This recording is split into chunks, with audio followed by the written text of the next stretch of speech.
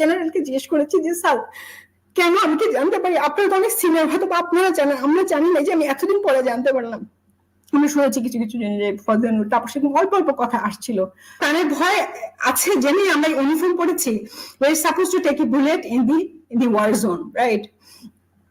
যখন দেশের সার্বভৌমত্বের প্রশ্ন আছে, অন্য দেশের লোক এসে এই দেশের রাজধানীতে এসে ইটস এ ওয়ার সিচুয়েশন, 57 জন অফিসার নাকি 71-এ মারা যায়। আর্মিদেরকে মেরে তিনি ক্ষমতায় আসলেন, আমাদের মুখ বন্ধ করে দিলেন, একের পর এক অফিসারদেরকে ফায়ার করা হলো, যারাই মুখ খুলছিল তাদের মেরে ফেলা হলো, অনেকগুলো কিলিং হয়েছে। আমি সেই কিলিং এর কথা আসছি। আমি আসলে স্যার চাকরি করবো না, সেটা করতে পারবো না, আমি কোনোদিন সিনিয়র হতে পারবো না, আর আমি কোনোদিন এই জিনিসগুলো মানতে পারবো না। স্যার আমাকে ছেড়ে দেন প্লিজ, আপনাকে রিকোয়েস্ট, আমাকে ছেড়ে দেন। আসসালামু আলাইকুম দর্শক, শুভেচ্ছা নিন। আপনাদের সবাইকে স্বাগত জানাচ্ছি আমি কনক সরোয়ার। আজকের অনুষ্ঠানে দর্শক শিরোনাম দেখে বুঝতে পারছেন আমরা আজকেও কথা বলবো বিডিআর বিদ্রোহের নামে যে নির্মম হত্যাকাণ্ড সংঘটিত হয়েছিল সেই বিষয়টি নিয়ে, সেই ঘটনার সঙ্গে সেই ঘটনার আরেকজন প্রত্যক্ষদর্শী, ঘটনা তো না, ঘটনার পরবর্তী সময়ের যে ঘটনা প্রবাহ বা ঘটনার সময়কার যে ঘটনা প্রবাহ সেগুলোর প্রত্যক্ষদর্শী অবসরপ্রাপ্ত ক্যাপ্টেন শাহনাজ জাহান, যিনি সে সময়ে 18 ইঞ্জিনিয়ার্স ব্যাটালিয়নের সাথে তিনি যুক্ত ছিলেন এবং সার্চ অ্যান্ড রেস্কিউ যে অপারেশনটি হয়েছিল সেই অপারেশনের একমাত্র মহিলা সেনা কর্মকর্তা হিসেবে তিনি যোগ দিয়েছিলেন এবং পরবর্তীতে তিনি এই ঘটনার প্রতিবাদেই সেনাবাহিনী থেকে চাকরি ছেড়ে দেন, অবসরে চলে যান এবং তিনি বেশ কিছু ঘটনার সাক্ষী, বেশ কিছু পর্যবেক্ষণ তার সাথে আমার ইতিমধ্যে যে কথাবার্তা হয়েছে তাতে বেরিয়ে এসেছে। তো আজকে আমার অতিথি অবসরপ্রাপ্ত ক্যাপ্টেন শাহনাজ জাহান। তিনি 52 বিএমএ লং কোর্সে অংশ নিয়েছিলেন। তিনি চাকরি করেছেন খুব অল্প সময়, 2003 থেকে 2009, কিন্তু এর মধ্যে অনেক গুরুত্বপূর্ণ দায়িত্ব তিনি পালন করেছেন। ক্যাপ্টেন শাহনাজ, আপনাকে স্বাগত জানাচ্ছি আজকের অনুষ্ঠানে। ধন্যবাদ ডক্টর কনক সরোয়ার। তো আসলে আপনার কাছ থেকে আমি শুনতে চাই, কারণ আপনি জানেন যে ইতিমধ্যে বেশ কয়েকজন সঙ্গে আমি কথা বলছি, আমি বেশ আরো 3-4 বছর আগে থেকে অনেক রকমের কাজ করছি এই হত্যাকাণ্ডটি নিয়ে। অর্থাৎ সেনাবাহিনীর ওই যে ব্রাদার ইন আর্মস বা সেনাবাহিনীর মধ্যে যে মহব্বতের কথা বলা হয়, সে মহব্বতের কিছু দেখছি না, বরঞ্চ দেখা যাচ্ছে আমরা যারা সিভিলিয়ান তারাই এই 57 জন সেনা কর্মকর্তার হত্যাকাণ্ড এবং এই বিষয়গুলো নিয়ে অনেক বেশি মাত্রায় আমরা অনেক বেশি কষ্টবোধ করি বা আমরা বোঝার চেষ্টা করি যে কি হচ্ছে, কোথায় হচ্ছে, কেন হচ্ছে। তো বর্তমান পরিবর্তিত পরিস্থিতিতে সাম্প্রতিক সময় মেজর সুমন বিস্তারিত বিবরণ দিয়েছেন। আপনিও ওই সময় ভেতরে ছিলেন এবং আপনার কি বক্তব্য ওই সময় বেশ আলোচিত হচ্ছিল। আমি যদি একটু ওই প্রথমে যদি বক্তব্যটা শুনে আমাদের দর্শকদের সুবিধা হবে আপনাকে বুঝতে। দর্শক, সেই সময় ক্যাপ্টেন শাহনাজ একটি বক্তব্য দিয়েছিলেন, আমার ধারণা এই বক্তব্য দিয়ে তিনি বেকায়দাও পড়েছিলেন। আর যদি আমরা শুনি, সেই এসএমজিটি সিলিংটা নরমাল সিলিং এর মতো না, একটু টেল ইউ দ্যাট এই সিলিং বাইনোকুলারটা আমরা আরবিতে ব্যবহার করি না, আমার জানা মতে বিডিআর ব্যবহার করে না। ক্যাপ্টেন শাহনাজ, আমি আপনার কাছে কি শুনি, আপনারা গেলেন সেখানে, বিডিআর এর ঘটনা যখন শুরু হলো, কোথায় ছিলেন, আপনারা কি শুনলেন, কিভাবে গেলেন, কি হলো? জাস্ট আমি দর্শক, আমি আপনার কাছ থেকে শুনবো। আমার কাছ থেকে শোনা, হ্যাঁ, আমারও সেটাই উদ্দেশ্য, যে কারণে আসলে আসা। দুইটা ছোট্ট কারেকশন দিব কারণ ভাই, একটা হচ্ছে যে আর্মির ভিতরে মানুষের আসলে মহব্বত আছে, প্রচন্ড প্রচন্ড রকম আছে, প্রচন্ড মানুষ কেঁদেছেন, কিভাবে মানুষ কেঁদেছেন সেটা আমার নিজের দেখা। এখন পর্যন্ত তাদের বুকে ভার বোধ হয়, কিন্তু আর্মি একটা ডিসিপ্লিন ফোর্স, আইএসপিআর এর মুখেই কথা বলতে হয়। তো সেই জায়গায় আমিও একটু কথা বলি। কাঁদবে হচ্ছে সাধারণ মানুষ, আমার মতো মানুষরা। অস্ত্র হাতের মানুষরা কেন কাঁদবে?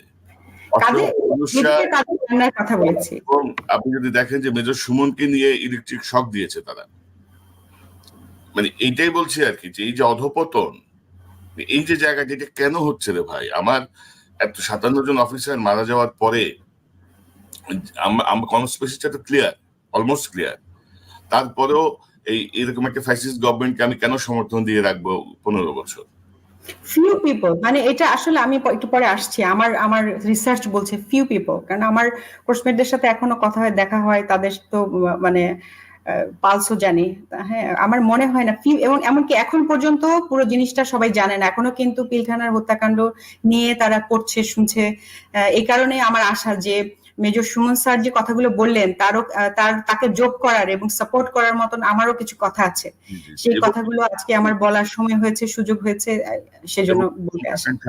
2009 থেকে এ পর্যন্ত ধরেন 10 বছর যদি ধরি, 9 থেকে কত 10-14 বছর না, 9 থেকে 24, ধরেন 14 বা 13 বছর, 13 বছরে 26টা ব্যাচ কিন্তু আর্মিতে জয়েন করছে বিএমএ তে।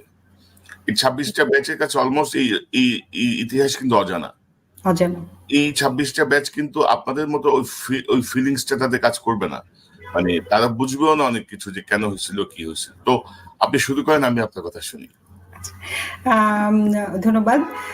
আসলে আমার আজকে মূলত আমি যে টপিক যেটা নিয়ে কথা বলতে চাই সেটা হচ্ছে যে আমার এক্সপিরিয়েন্স, একদম আই উইটনেস। যেহেতু সার্চ অ্যান্ড রেস্কিউ অপারেশনের আগে তো কেউই মানে আর্মি থেকে আমরা তো আর কেউ ভেতরে ঢুকতে পারিনি, রাজনৈতিক নেতারা অনেকেই ভেতরে ছিলেন শুনলাম মেজর সুমন স্যারের কাছে। কিন্তু আমার এক্সপিরিয়েন্সটা যখন আমি প্রথম ওই দিন মেজর সুমন স্যারের কথাগুলো শুনলাম, মনে ছিল যে নিজের চোখের সামনে প্রতিটা মুহূর্ত দেখতে পাচ্ছিলাম এবং প্রতিটা কথাই সত্যি এবং আমার এক্সপিরিয়েন্সের সাথে খাপে খাপ মিলে যাচ্ছে। প্লাস আমার যে বক্তব্য সেটা হয়তো বা কিছুটা অগমেন্ট করবে, পাশাপাশি আরো কিছু প্রশ্ন আমার মনে সবসময় ছিল, আমার আশা যে এই ধারাবাহিকতায় অন্য কোনো অফিসার এসে আরো কিছু ইনফরমেশন দিবেন এবং পূর্ণাঙ্গ একটা চিত্র আমরা দেখতে পাবো, যেটা আসলে তদন্ত কমিশনের দেওয়ার কথা ছিল, যেটা আমরা কখনোই হাতে পাইনি। হয়তো এখন আমরা সত্যটা জানতে পারবো, সেটাই আমাদের উদ্দেশ্য। সো যেদিন ঘটনাটা ঘটলো 24শে ফেব্রুয়ারি 2009, তখন আমি ঢাকা ক্যান্টনমেন্টে 14 স্বতন্ত্র ইঞ্জিনিয়ার ব্রিগেড, তার আন্ডারে 18 ইঞ্জিনিয়ার ব্যাটালিয়ন, সেখানকার স্টাফ অফিসার অ্যাডজুটেন্ট হিসেবে ছিলাম। তো সাধারণত জুনিয়র অফিসার, ক্যাপ্টেন বা মেজরও অনেক সময় থাকেন, অ্যাডজুটেন্ট এই পদগুলো স্টাফ অফিসার এগুলো জুনিয়র অফিসাররা করে থাকেন। তো ওই দিনকার একটা বিশেষ উল্লেখযোগ্য ঘটনা, তার আগ পর্যন্ত কোনো ক্লু নাই আমাদের কাছে, অ্যাটলিস্ট সেনাবাহিনীর কাছে, আমি আমার ইউনিটের কথা বলতে পারি, উই হ্যাড নো ক্লু যে এরকম কিছু হতে যাচ্ছে বা হবে। তো সেদিন সকাল 8টার সময় আমরা তো প্রথমে আমাদের পিটি হয়, পিটি হওয়ার পরে হচ্ছে আমাদের একটা পিরিয়ড ব্রেক থাকে, তারপরে হচ্ছে 8টায় আমাদের অফিস শুরু হয়ে যায়। তো আমি যখন অফিসে বসেছি 8:15 বা 8:20 দিকে আমার এমপি গেট, মানে যেখান দিয়ে হচ্ছে মেইন ইউনিট থেকে, মানে যে ইউনিটের এন্ট্রি পয়েন্ট আর কি, সেখানে সাদা পোশাকে দুইজন লোক, মানে আমাদের গেটটা দিয়ে ঢুকলেই 18 ইঞ্জিনিয়ার্স এর ডানে একটা পুকুর ছিল, ওই দিক দিয়ে নাকি লুকিয়ে মানে ঢোকার চেষ্টা করছিল ইউনিটে। তখন আমার এমপিরা তাকে ধরে ফেলার পর অনেকক্ষণ তাদেরকে জিজ্ঞাসাবাদ করা হচ্ছিল। প্রথমে ওরা কল দেয় অ্যাডজুটেন্টকে, মানে আমাকে কল দেয় যে স্যার এরকম দুজন সাদা পোশাকের লোক ধরেছে, সেটা কারা, মানে এটা আসলে খুব আনলাইকলি, এবং ওরা অনেকক্ষণ ধরে বলেনি যে ওরা কারা। পরে আমি নিচে নেমে গেলাম, এমপি গেটে গেলাম, পরে বললাম যে ভালো মতো জিজ্ঞাসাবাদ করো। আবার আসার পরে আরো 10 মিনিট পরে জানলাম যে তারা ডিজিএফআই লোক। ইট হ্যাপেন অন 8:15 বা 20-এ। ফার্স্ট ফায়ার শুরু হলো কত, 9টায় না? তো এটা পরে আমার কাছে মনে হয়েছে যে ওরা কি কিছু জানতো, ওরা কেন অত সকালবেলা 8টার সময়, পরে মনে হলো যে আচ্ছা এটা হয়তো বা একটা কাকতালীয় ঘটনা। কিন্তু আমি পরে অন্যান্য ইউনিটেও খবর নিয়েছি, সবার ইউনিটেই সকালবেলা ডিজিএফআই 2-1 করে লোক বসেছিল। তাদের কাজ কি ছিল, যে তোমাদের কাজ কি, যে স্যার আমাদের উপর আদেশ হচ্ছে যে যদি ইউনিটের ভিতরে কি কার্যক্রম হচ্ছে এটা রিপোর্ট করা, কারণ সেটা পরে জেনেছি আর কি। তো যাই হোক, 9টার একটু পরে আমার মনে আছে যে আমার সিনিয়র অফিসার ছিলেন মেজর মাহবুব স্যার খুব উত্তেজিত হয়ে আমাদের মাঝখানে যে একটা করিডোরের মতো আছে সিওর অফিস অ্যাডজুটেন্ট, ওইখানে মানে যে স্যার বিডিআর নাকি ফায়ার ওপেন হয়েছে এরকম বলছিলেন। কর্নেল মুজিব স্যার আমাকে ফোন দিচ্ছেন, মুজিব স্যারকে মনে হয় চিনতেন, ওনারা ফোন দিচ্ছেন, ওনারা বারবার জিজ্ঞেস করতেছেন তোমরা কখন আসবা, এরকম আর কি। আমরা বের হয়ে গেলাম সবাই, মানে কিছুক্ষণ ছুটাছুটি, তারপরে আমরা নিচে গেলাম। নিচে যে সবাই টেলিভিশন দেখছি আর কি, টেলিভিশন তখন দেখছে যে উত্তেজিত স্বরে বিভিন্ন গণমাধ্যম চারদিক থেকে বলছে ভেতরে কি হচ্ছে আমরা বুঝতে পারছি না, গোলাগুলির আওয়াজ পাওয়া যাচ্ছে। আমরা শুনেছি যে মানে খুবই আক্রমণাত্মক ভঙ্গিতে আসলে, হ্যাঁ, গণমাধ্যমগুলো বলছিলেন যে আসলে আমরা শুনেছি যে এই সেনাবাহিনীর অত্যাচারে সবাই অতিষ্ঠ, মানে শেখানো গুলির মতো। আজকে মনে হয় যে এগুলি কি শেখানো ছিল, হ্যাঁ, মানে এতটা আসলে নিউট্রালি বলতে পারতেন, কিন্তু এমন ভাবে আর্মিকে উপস্থাপন করা হচ্ছিল যে ডাল ভাতে টাকা দ্বারা মেরে খেয়ে ফেলেছেন, কিছু ইয়ার এসে এমন করে কথা বলছিল। ওই দিন সাদা কি ভেতরে মারা গেলেন নাকি গেলেন না সেটা আমরা জানতে পারলাম না। তবে এটা মনে আছে যে মেজর মাহবুব স্যারের কাছে এক অফিসার ফোন দিয়েছেন, স্যারকে নাকি তখন অলরেডি গুলি করে একটা মানে ইয়েতে, ওই যে আপনার ম্যান হলে তারা অলরেডি ঢুকিয়ে দিয়েছে, কিন্তু উনি তখনো বেঁচে ছিলেন। উনি ভিতর থেকে কল দিয়েছেন, ভিতর থেকে, যে আমি কিন্তু এখনো বেঁচে আছি, ভিতরে আছি, তো তোমরা কি জানো যে কাউকে পাঠানো হচ্ছে কিনা? তখনও তার কিছুক্ষণ পরে উনি বলে, স্যার আমরা তখন কোনো অর্ডার পাইনি, আমরা বুঝতেছি না আমরা কি করবো।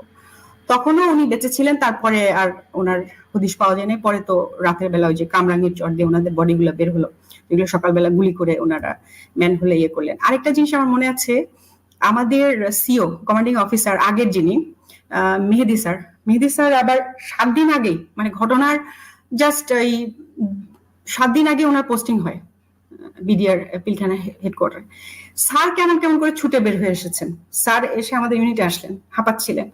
উনি বললেন যে আমি একটু দেরি করেছিলাম, মানে আমি মানে হয় না অনেকের দেরি হয়ে যায়, অনেক অফিসারের, মানে রেডি হতে ওনার দেরি হয়েছে। দেরি হয়ে উনি যখন মানে ইয়েতে উঠেছেন, জিপে উঠেছেন, তখন অলরেডি ফায়ার শুরু হয়েছে। তখন ওনার ডানার বসে, স্যার এদিকে মনে হয় কোনো সমস্যা হচ্ছে। উনি পেছনে অন্য একটা গেট ছিল, যেটা নিউ মার্কেটের দিকে মনে হয় প্রবলি, উনি ওইটা দিয়ে খুব দ্রুত বের হওয়ার চেষ্টা, তখনও কিছু মানে জওয়ান হয়তো গেটটা লাগাচ্ছে, এরকম অবস্থায় উনি জিপটা নিয়ে চলে আসছেন। এবং ওনার মুখেও আমরা শুনলাম যে ভেতরে এই অবস্থা, সবাই অবাক হয়ে দেখছিলাম। তো সারাদিন আমরা এর মধ্যে কি একজন বললো যে এনডিটিভি দাও, তো এনডিটিভি দাও, কি নাকি শোনা যাচ্ছে এখানে নাকি আছে। হ্যাঁ, আছে, গতকালকে নাকি রয়ের লোকেরা ইয়ে করেছে, মানে ওই কথা কিন্তু আমরা ইউনিটে অলরেডি এগুলো নিয়ে কথাবার্তা হচ্ছে। অনেকে বলছে কি বলেন স্যার, কোথা থেকে কিসের রয়ের কথাবার্তা আবার আসছে, ফালতু কথা, এরকম কথাবার্তা হচ্ছে। তখন এনডিটিভিতে আমার মনে হচ্ছে, আমার স্পষ্ট মনে আছে, দুপুর 2টা বা 3টার দিকে ওরা অলরেডি দেখাচ্ছে যে শাকিল মারা গিয়েছেন। আমরা কোনো গণমাধ্যম, সেনাবাহিনীর ভিতরে কেউ আমরা সন্ধ্যা 6টার আগে জানতে পারিনি, কনফার্মেশন হয়নি, কিন্তু এনডিটিভি তো দেখাচ্ছে। এবং মানে অনেক কিছু লাইভ, মানে কতজন মারা গিয়েছেন, মানে বেশ কারেক্ট ইনফরমেশন এনডিটিভি দেখাচ্ছিল। কার মাথা থেকে আসলো সেটা আমার মনে নাই যে এনডিটিভি কেন অন করতে হবে। এন্ড দেন আমরা এনডিটিভি দেখলাম। সেদিন আর কি বোকার মতো আমরা বসে থাকলাম, আমাদের জন্য অর্ডার কি সবাইকে জিজ্ঞেস করছেন। এমআইএসটি থেকে বিভিন্ন অফিসাররা, তারা পাগলের মতো ছুটে আসছেন যে স্যার কি হচ্ছে, মানে আমরা কখন যাবো, মানে আমরা কেন এখানে ওয়েট করছি। তখন সিও বললেন, আমি অলরেডি ব্রিগেড কমান্ডারের সাথে কথা বলেছি, 46 ব্রিগেড মুভ করেছি, এটা ওদের ইয়ে, আমরা সেকেন্ড লাইন হিসেবে আমরা থাকবো। আগামীকালকে হয়তো বা আমাদের ভেতরে, এখনো ওনারা মারা যাননি, এটা ভুল কথা যেগুলো শোনা যাচ্ছে, বেশিরভাগই বেঁচে আছেন, আমরা একটা অপারেশন আগামীকালকে যাবো এমনটা শুনতে পাচ্ছি। তো সেই দিন কিন্তু আমরা কোনো মুভে যাইনি, মানে অর্থাৎ এই আপনি হয়তো বা জানবেন যে ঢাকায় ফুল ফ্লেজেড ডিভিশন নেই, মানে 3টা আলাদা আলাদা ব্রিগেড আছে, একটা সিগন্যাল ব্রিগেড আছে, একটা ইন্ডিপেন্ডেন্ট ইঞ্জিনিয়ার্স ব্রিগেড আছে, আর 46 ইনফেন্ট্রি ব্রিগেড আছে। এছাড়া বেশি এলিমেন্ট গুলো তো আছে, লাইক পিজিআর আছে, এসএসআর আছে। সো আমরা, এটা একটা ইম্পর্টেন্ট না, আমরা একটা ব্রিগেড, আমরা একটা ফুল ব্রিগেড, তো আমরা মুভ করবো না 46 ব্রিগেডের পরে তাদের। তো ওরা যেহেতু আগে ওদের দায়িত্ব, তারপরে সেকেন্ড লাইন ডিফেন্সের জন্য আমাদেরকে ডাকা হবে, পরদিন ডাকা হবে এমনটা শুনলাম। তো সেই দিন আমাদেরকে অর্ডার দেওয়া হলো যার যার বাসায় চলে যাওয়ার জন্য। আর সে সময় আমার husband married at that time, মরহুম স্কোয়াড্রন লিডার আশরাফ ইবনে আহমেদ, সে ছিল সে MiG-29 পাইলট ছিল, 8 স্কোয়াড্রনে ছিল ওই সময়। MiG-29 ওই ইয়েতেই সে পোস্টেড ছিল আর কি। তো আমি বেসিক্যালি যেটা আপনার এখন হিরোজ লিভ ফরএভার যে গেটটা, তার ডান দিকে যে স্টাফ কোয়ার্টার আর কি, সেখানকার একটা বাসায় থাকতাম। তো মানে আমি ও এয়ারফোর্সে ছিল, আমি আর্মিতে ছিলাম, কিন্তু আমরা আর্মির বাসাটাতেই থাকতাম। তো সেদিন রাতের বেলা আর কি, মানে সবাই মানে নেভি থেকে শুরু করে পুরো বাংলাদেশের সব অফিসাররাই প্রচন্ড ব্যথিত, মানে তাদের যে কষ্ট বা মনের কষ্ট বা দুঃখ এবং প্রচন্ড রাগ যে কিভাবে এমন একটা ঘটনা ঘটতে পারলো, সেটা আসলে আমার চোখে দেখা। তো ওই সময়টাতে রাতের বেলা মনে হয় আমরা ডিনার করে টেলিভিশন দেখছিলাম, তখন আমি আশরাফকে জিজ্ঞেস করছিলাম যে কি মনে হয় তোমার, আসলে এক একজন এক এক কথা বলছে, কেউ বলছে রয়ের কাজ, কেউ বলছে যে না আসলে ওদের ডাল ভাতে ওদেরকে ইয়ে করা হচ্ছিল, এগুলো কি আসলে কথাটা কি, তুমি কিছু শুনেছো? আমার এটা মনে আছে যে আশরাফ খুব স্পষ্ট করে বললো যে আমার মনে হয় এটা রয়ের কাজ। আমি তখন বললাম যে যাও, বা মানে এটা কি, মানে কি ভিত্তি আছে, বলে না একজনের কাছ থেকে শুনেছি। আমি কি আর্মির ভেতরে? আর্মির ভেতরে না। তো বললাম তাহলে কোথায় শুনেছো?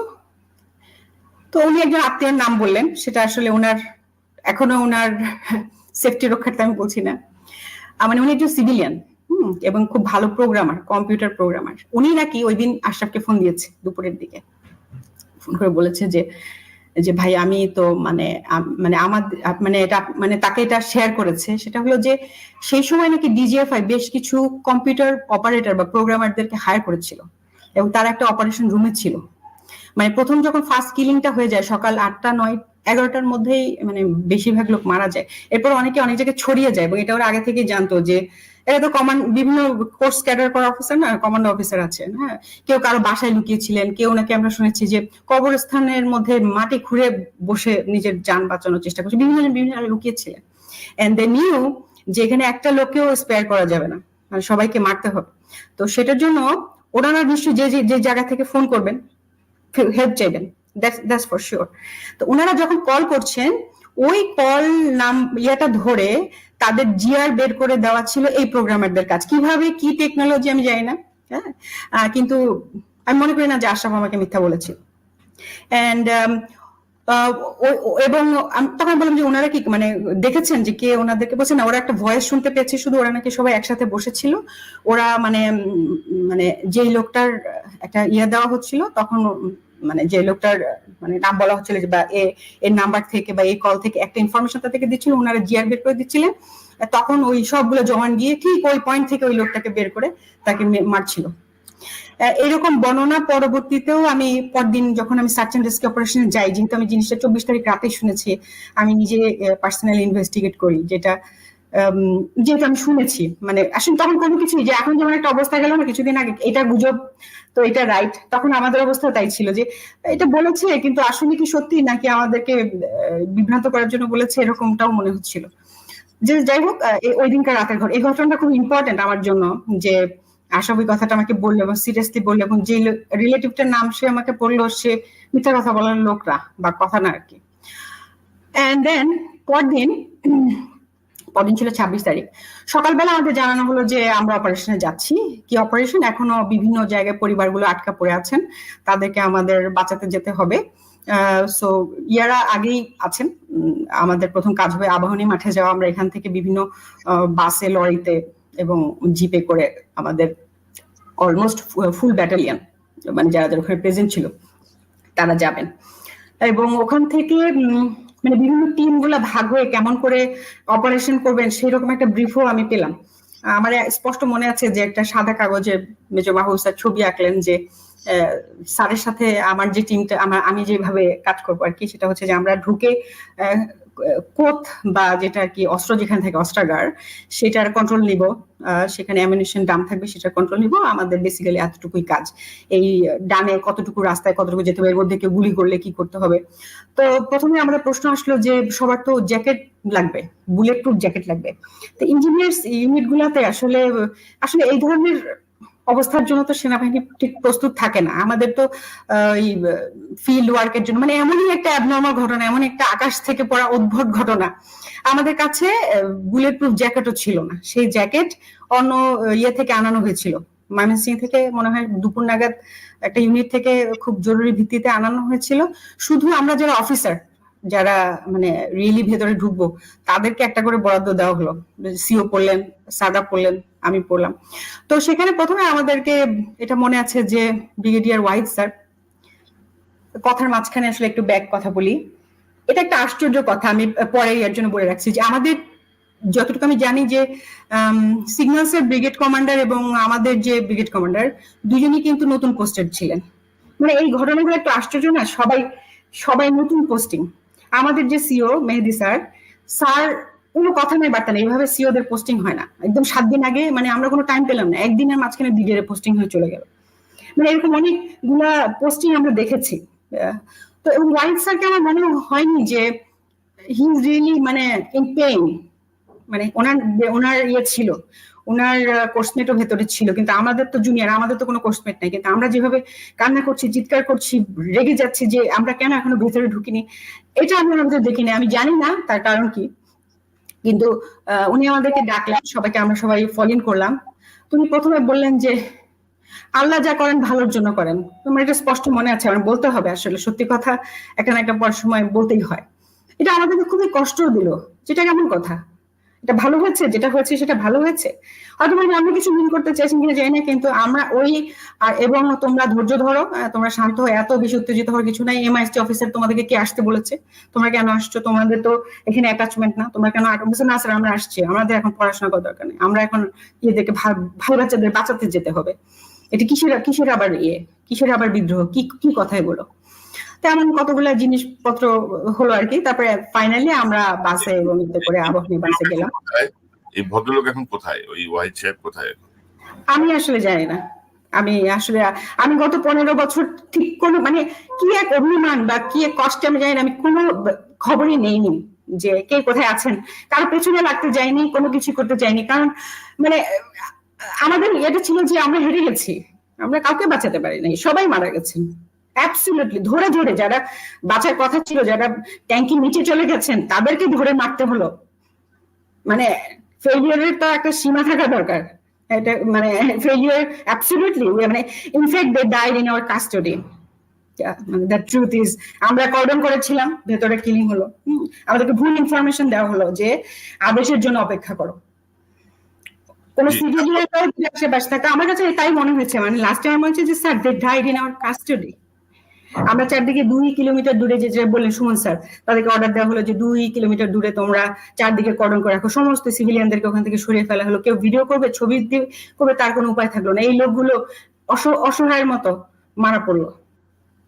তো আচ্ছা, এটা হয়তো বা আমি ওয়াহিদ স্যারের বিষয়টা যে এই জন্যই আসলো যে স্যারকে আমরা ওরকম কষ্ট পেতে দেখিনি। পরবর্তীতে আমি যখন চাকরি ছেড়ে দিই, আমি ওনার ইন্টারভিউতে গিয়েছিলাম এবং এই বিষয়ে ওনাকে কিছু কথা বলি যে আপনার এক্সপ্রেশন বা ইয়েটা আমার কাছে ভালো লাগেনি, সেটা আমি ওনাকে বলেছিলাম। তো তারপর আমি গল্পটাতে আসি। আপনি হয়তো ফেসবুকে আমার সেই পোস্টটা পড়ে থাকবেন যে 26 তারিখে কি হলো, যে সারাদিন আমরা আবাহনী মাঠে বসে আছি। আমি একটু পরপরই স্যারদেরকে জিজ্ঞেস করতেছি, স্যার আমরা কখন ঢুকবো বা কখন অপারেশন শুরু হবে? দুপুর গড়িয়ে যাচ্ছে, রাত, এর মধ্যে শুনলাম ট্যাঙ্ক আসছে। একটু পরে কয়েকজন অফিসার হাসতে হাসতে বললো যে ট্যাঙ্ক আসছে, কিন্তু ট্যাঙ্কের সাথে তো গোলা আসে নাই। বুঝো না, সব তো সিনেমা দেখানো হচ্ছে। মানুষজন বুঝে ফেলেছে আর কি, মানুষজন তো আসলে 2 2 4 মেলানো সম্ভব। এটা যে একটা আমাদের যে অর্ডার তার আসবে না, আমরা বুঝে ফেলছি। আর আগের দিনে আসলে মানুষ সবাই প্রায় মারা গেছে। তো ভেতরে তো পরিবার আছে, আমরা তো ঢুকবো, তাদেরকে তো বের করতে হবে। এমন একটা অবস্থার মধ্যে বিকাল 5টা বেজে গেল। তখন আমরা শুনলাম যে স্বরাষ্ট্রমন্ত্রী সারা খাতুন, জাহাঙ্গীর কবির নানক, আমি যেটা শুনেছি আর কি, যে ওনারা নাকি ভেতরে যাচ্ছে, ইনক্লুডিং সাম আদার রাজনৈতিক ব্যক্তিত্ববর্গ, তারা বিডিআর এর ইয়াদের সাথে কথা বলবেন, জওয়ানদের সাথে কথা বলবেন। এবং তারা কথা বলেছেন, গিয়ে নাকি বলেছেন তোমরা আমার সন্তান, তোমরা কথা শোনো, এরকম বলেছে।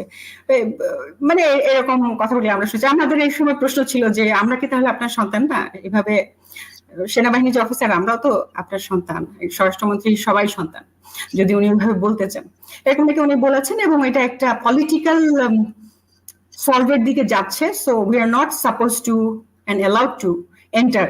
যদিও আমরা অ্যাটলিস্ট আমাদের ইউনিটে আমরা তো সবাই অস্ত্র, অ্যামিনিশন, এতগুলো তাজা অফিসার, সবাই রেডি ছিলাম, সবাই প্রচন্ড ক্ষিপ্ত ছিল, কিন্তু সবার মাথাও ঠান্ডা ছিল যে আমাদের কাজ হবে ভেতরে যে ওনাদেরকে বের করা। এটা তো খুব কঠিন অপারেশন না। ইনফ্যাক্ট 3টা ব্রিগেডের জন্য এমন কোনো কঠিন কিছু না, কিন্তু সেই অর্ডার আমরা পেলাম না। বিকাল 5টা বা 6টার দিকে আমার মনে আছে যেরকম আমি দাঁড়িয়ে আছি, তখন ক্যাপ্টেন আশিক স্যার, হ্যাঁ, উনি আমার ইউনিটের ইঞ্জিনিয়ার স্যারই, উনি আবার ইয়ারি পোস্টিং এ র্যাবে গিয়েছিলেন। তো স্যার ওই হাজারীবাগের ওখান থেকে কিছু যে বিকাল 5টা 5:30, ওই সময় তো 5:30 দিয়ে হ্যাঁ রাইট, ফেব্রুয়ারিতে, তখন মাগরিবের ওয়াক্ত, সন্ধ্যা হয়ে গেছে। তখন আমি কিছু গাড়িতে করে কিছু নিয়ে আসলেন, বেশ কিছু 2-3টা পিক আপে করে বেশ কিছু ধরে নিয়ে আসলেন, ওই যে যারা পালিয়ে যাচ্ছিল ওয়ালটপকে হাজারীবাগের সাইড থেকে। তো সেই সময় এরকম উনি এসে ঢুকেছেন, আমি এখানে দাঁড়িয়ে আছি, আমি দেখতে পাচ্ছি যে আমরা এখানে সব উত্তেজিত, ওখানে অস্থিরভাবে হাঁটাহাঁটি করছি।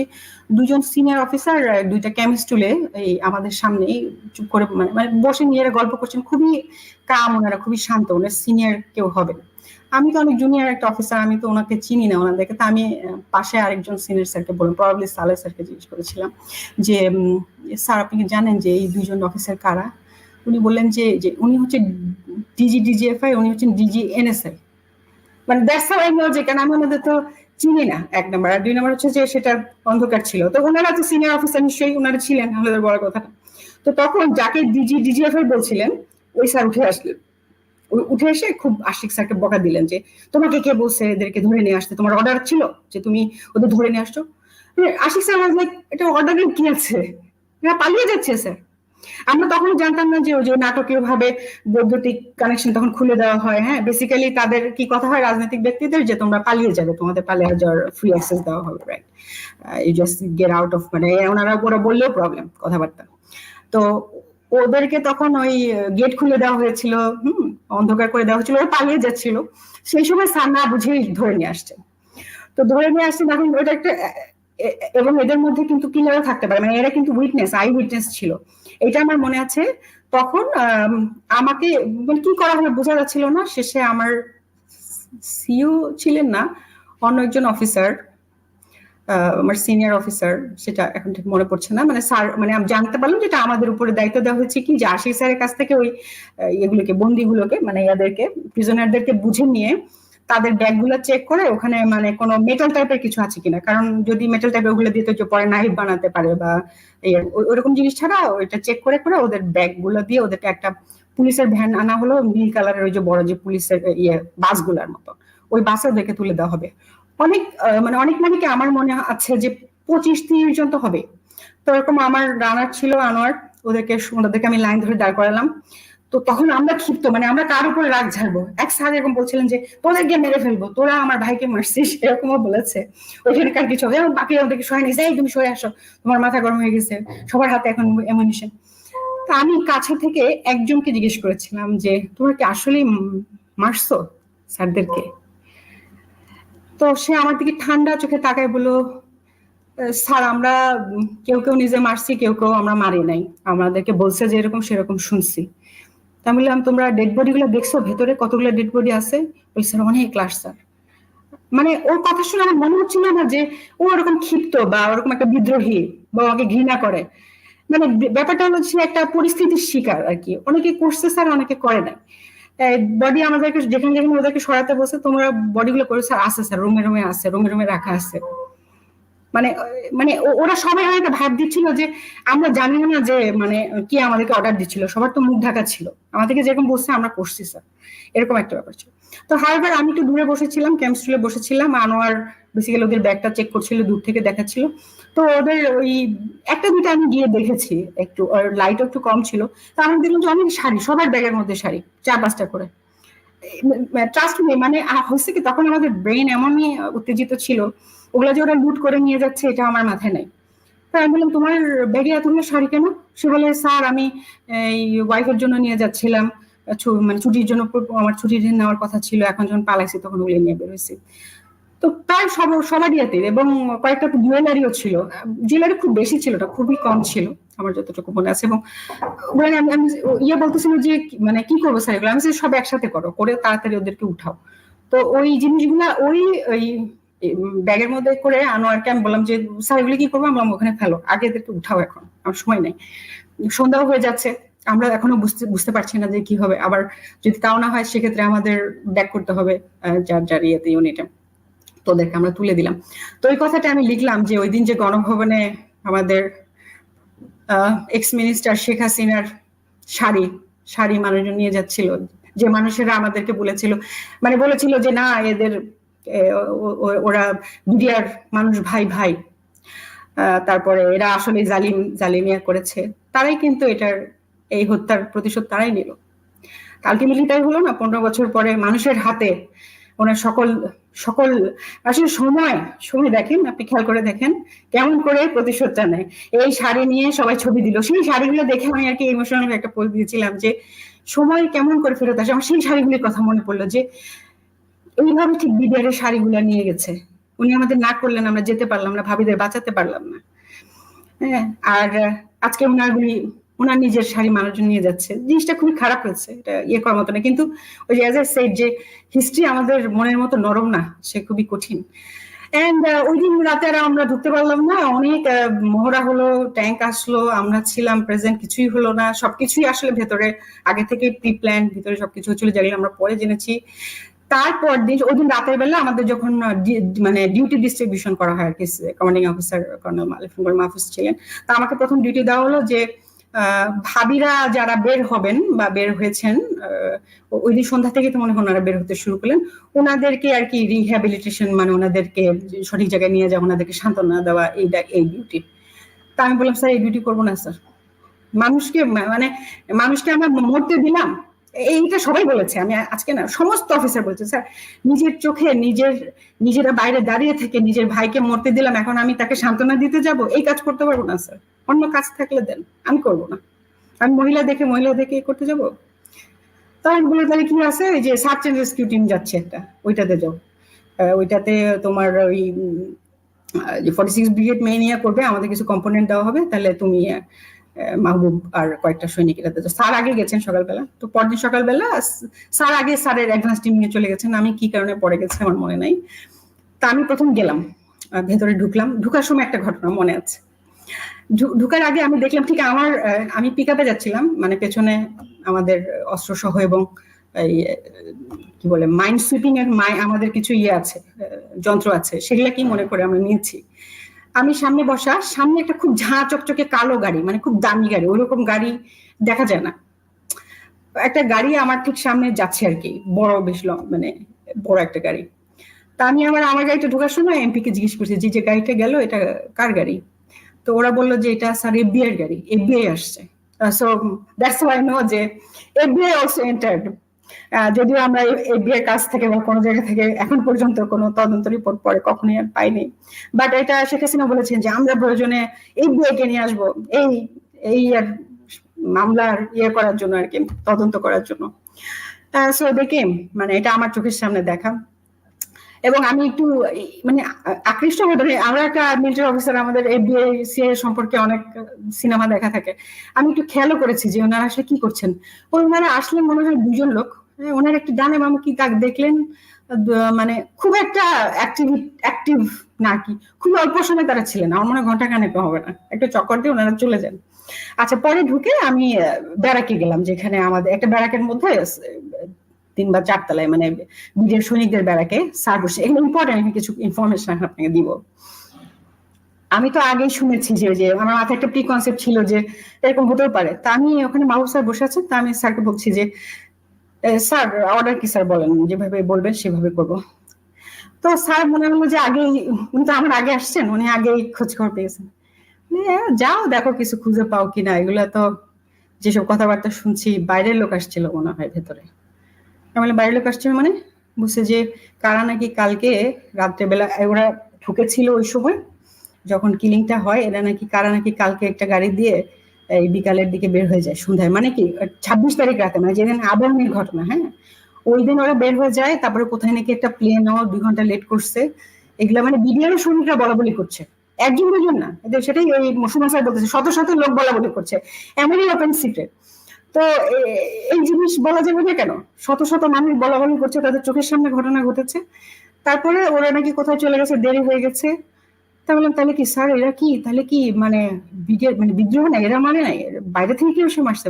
উনি বলছে কিছুটা তো সেরকমই মনে হচ্ছে, মেইন যাদেরকে মানে মারামারি এটা ওরা করছে, বাকিদের মনে হয় মুখে দেখে নাই, কন্ট্রোল করছে, এরকম মানে মনে হচ্ছিল যে খুব হতাশ বিষয়টা নিয়ে, যে এমন একটা জিনিস উনি শুনেছেন। দেন আমি স্যারকে বললাম আচ্ছা স্যার এই আপনি কি জানেন যে এখানকার ওই বাই দ্য ওয়ে ওই মোবাইলের যে কথা বলার বিষয়টা, যেটা দিয়ে জিআর বের করা যায়, আমি এখন পর্যন্ত এই টেকনোলজির বিষয়টা জানি না, ওইটা যদি করতে হয় তাহলে আগে থেকে টাওয়ারে বা ইয়েতে কোনো একটা মেশিন থাকতে হয় সার্টেন, ধরেন আপনার আমার ধারণা জিপি বা সিটিসেল যার যেটা প্রত্যেকেরই একটা না একটা ওইটা খুব এক্সপেন্সিভ একটা মেশিন থাকতে হবে, ওইটা ছাড়া ওই জিআরটা বের করা যায় না।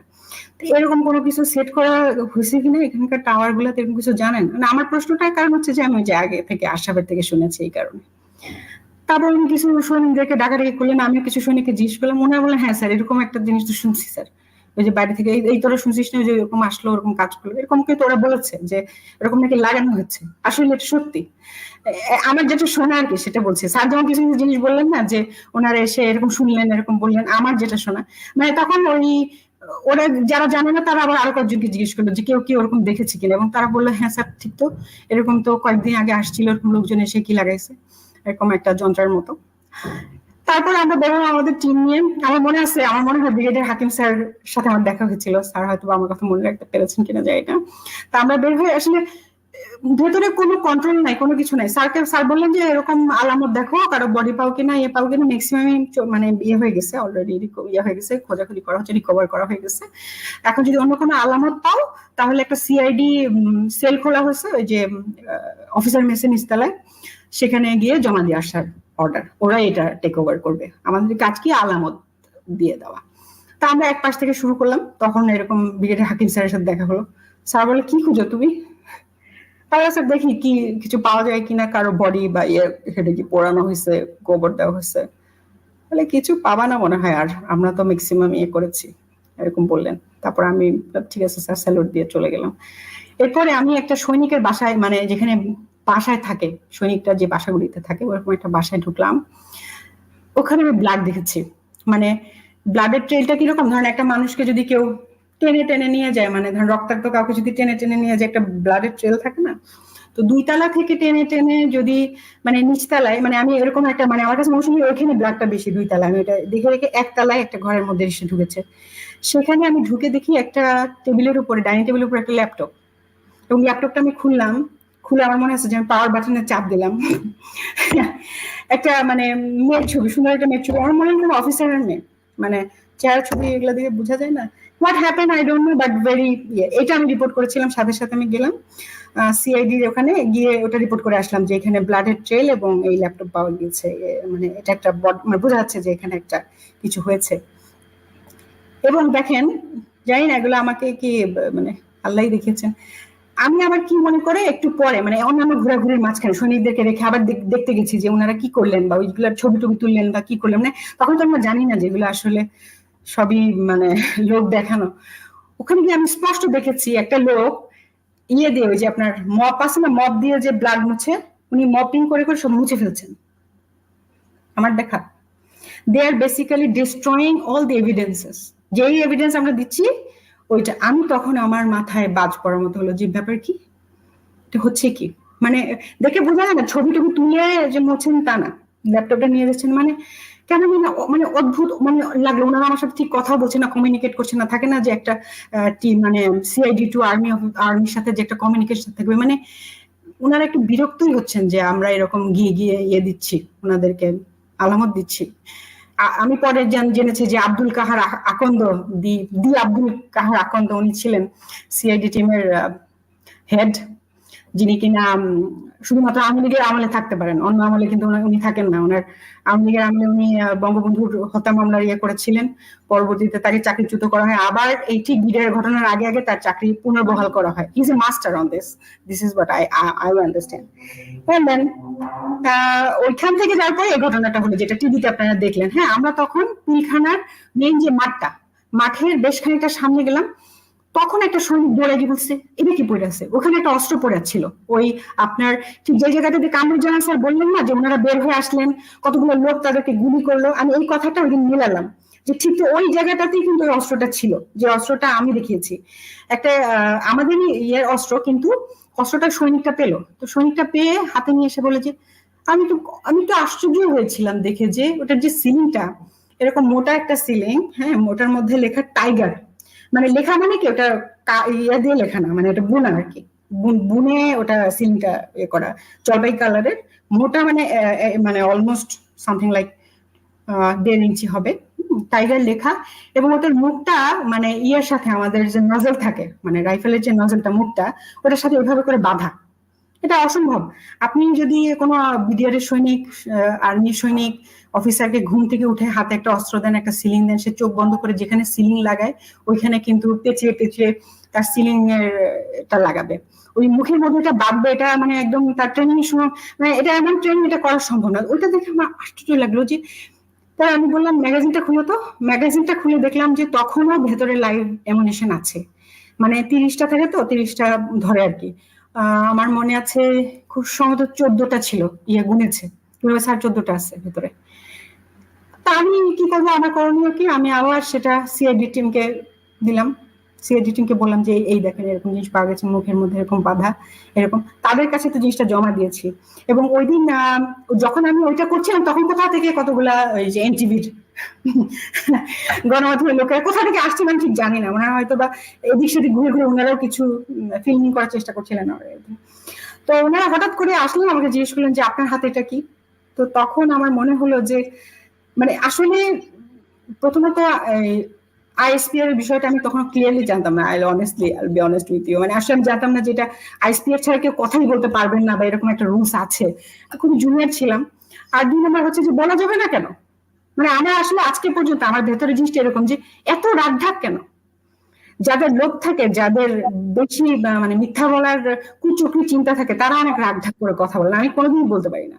আমি এমন না যে খুব একটা ভালো মানুষ, আমার অনেক ভুল আছে, কিন্তু আমার ভুলগুলো আমি বলি যে এটা আমার ভুল। তা আমার মাথায় আসে যেটা বলা যাবে না কেন, দেখাই যাচ্ছে। আর দেখেন এই যে দেখেন একটা এই যে সিলিংটা, এবং এটা মানুষকে তো বলা দরকার। এই ধরনের কোন সিলিং বাংলাদেশ আর্মি বা বিডিআর, অবশ্যই বিডিআর ইউজ করে, বিডিআর বাংলাদেশ আর্মি একই রকমই অস্ত্র ইউজ করে, এখানে আর্মি অফিসাররাই চালায় এটা, এবং এইভাবে এটা বাধা হয় না, এটা আমি বলেছিলাম। এবং সেটা তারা রাতের বেলা ব্রডকাস্ট করলেন। আমি আরেকটা দিয়েছিলাম, ফুটেজ দিয়েছিলাম। আরেকবার ওনারা আবার জিজ্ঞেস করেন আমাকে যে এই গাড়িগুলোর ব্যাপারে কিছু বলুন, এই গাড়িগুলোকে এইভাবে পুড়িয়েছে তারা। তো আমি বললাম যে দেখেন গাড়িগুলো কিভাবে পুড়েছে, মানুষ যখন বিদ্রোহে যখন গাড়ি পুড়ায় তখন কি হয়, এখানে একটু আগুন দেয়, একটুখানি জ্বলে যায়, তাই না? আপনার ঘরে ধরেন আপনি একটা গাড়ি নিয়ে বের হলেন, আপনার রাগে কি আপনার আগুন ধরলো, একটু সিট পুড়ে যাবে, ওগুলা পুড়ে এমন কালো হয়েছে, ওদের স্টিল গুলো পর্যন্ত গলে গেছে। এবং এটার জন্য একটা স্পেশাল পাউডার ইউজ করা হচ্ছিল। পরে শুনলাম এত মজুদ পাউডার তোমরা পেলে কোথায়? এতগুলো বিদ্রোহী তোমাদের কাছে আগে থেকে পাউডার ছিল? তোমরা পাউডার নিয়ে বসেছিল? এই সবগুলোর মধ্যে পাউডার ছিটিয়ে ছিটিয়ে তারপর তোমরা আগুন দিলাম। এবং গাড়িগুলা সব ড্রাইভ করে ধরেন আপনার কোন একটা গাছের নিচে আমি দেখি নাই, মানে একটা যেমন ডিজি স্যারের এতেই ওটা একটা গোলঘর ছিল, গোলঘরের মধ্যে গাড়ি ড্রাইভ করে নিয়ে ওখানে গিয়ে পুড়িয়েছে। একটা ধরেন উপরে শেড আছে, এরকম জায়গায় এত কুল হেডেড ছিল তোমরা, এত সংগঠিত, এত যদি বুদ্ধি থাকতো তাহলে তার মানে লিডারের দরকার ছিল না। তো এটা পরিষ্কার বোঝা ছিল যে পরিকল্পিত লিডারশিপে কেউ ছিল, এবং মানে অ্যাবসলিউটলি ওদেরকে ওরা অর্ডারে কাজ করেছে। এই বেচারাদের আসলে দোষ নাই, মানে আমার ওইখানে এটা মনে হচ্ছে। এবং সেদিন রাতের বেলা এই আমার এনটিভিরা এইগুলা দেখিয়ে দিল। ইভেন অস্ট্রেলিয়া থেকে আমার বোন ফোন করে বললো তুমি এসব কথা কেন বলেছো, এই তোমার যদি কিছু হয়। আমি কি হবে, মানে সবাই তো শুনতে চাচ্ছে, আমি আমার ধারণা নেই যে কেউ এটা শুনতে চাচ্ছে না, সবাই তো জানতে চাচ্ছে ভেতরে কি হচ্ছে। আমি তো দেখেছি, আমি জন্য বলেছি, কেন বলবো না? আই হ্যাভ নো ক্লু যে এটা আসলে মানুষ জানতে চায় না, এটা তারা ক্লিন করে ফেলতে চায়, এবং এটা বড় একটা থ্রেট। এবং আমি পরদিন শুনলাম আপনি এটা বলার পরে আর্মি থেকে কোনো প্রতিক্রিয়া আসলে আপনার এই কথাটাই বলছি। ক্যাপ্টেন শাহনাজ, আমি বক্তব্যটা প্রথমে দেখিয়েছি, আমি আবার একটু দেখাতে চাই দর্শকদের কাছে আরেকটু ক্লিয়ার করার জন্য। এসএমজিটি সিলিংটা নরমাল সিলিং এর মতো না, একটু টেল ইউ দ্যাট এই সিলিং বাইনোকুলারটা আমরা আরবিতে ব্যবহার করি না, আমার জানা মতে বিডিআর ব্যবহার করে না। জি, প্রতিক্রিয়া আসলে আপনার অফিসারদের কাছে। এক্স্যাক্টলি, মানে এটা আসলে ওই সময় যখন কিনা সমস্ত মিডিয়াকে ম্যানেজ করা হয়েছে, এক্সেপ্ট ইউ, আপনি তো দেয়ালটপকে রিপোর্টটা করে দিয়েছিলেন। হ্যাঁ, সমস্ত মিডিয়া ম্যানেজ, সমস্ত লোকজন ম্যানেজ, সবাই জানেও। ইনফ্যাক্ট আমি এক বোকা লোক, আমি কিছুই জানি না আগাপাশতলা, আমি ওখানে ওটা দেখে মানে ডাইরেক্ট বলে দিয়েছি। এটা মানে ওই সময় কিন্তু মানে মানে দেখেন আজকে 15 বছর পরে আমরা জানি যে এখানে ব্ল্যাক ক্যাট ছিল, এখানে র ছিল, বাইরের লোক ছিল, আরো আসবে, সবকিছু জানা যাবে। কিন্তু ওই দিন 27 তারিখে আমার ওই স্টেটমেন্ট কিন্তু পুরো জাতিকে একটা চিন্তায় ফেলে দিয়েছে যে ব্যাপার কি, এটা আবার কেমন কথা, তাই না? একটা কোশ্চেন তো হয়েছে। সেটা যে একটা প্রবলেম ছিল সেটা তো জানি না। এবং কারা আসলে আমাকে দিলেন, মানে থ্রেট দিলেন। সেদিন রাতের বেলা আমি শুনলাম যে আমার সিও, কমান্ডিং অফিসার, মানে এই বোকা অফিসার ক্যাপ্টেন, সে যে কথা বলেছে স্বাভাবিকভাবেই তার কমান্ডিং অফিসারকে এটা দায় নিতে হবে, এরকমই হয়।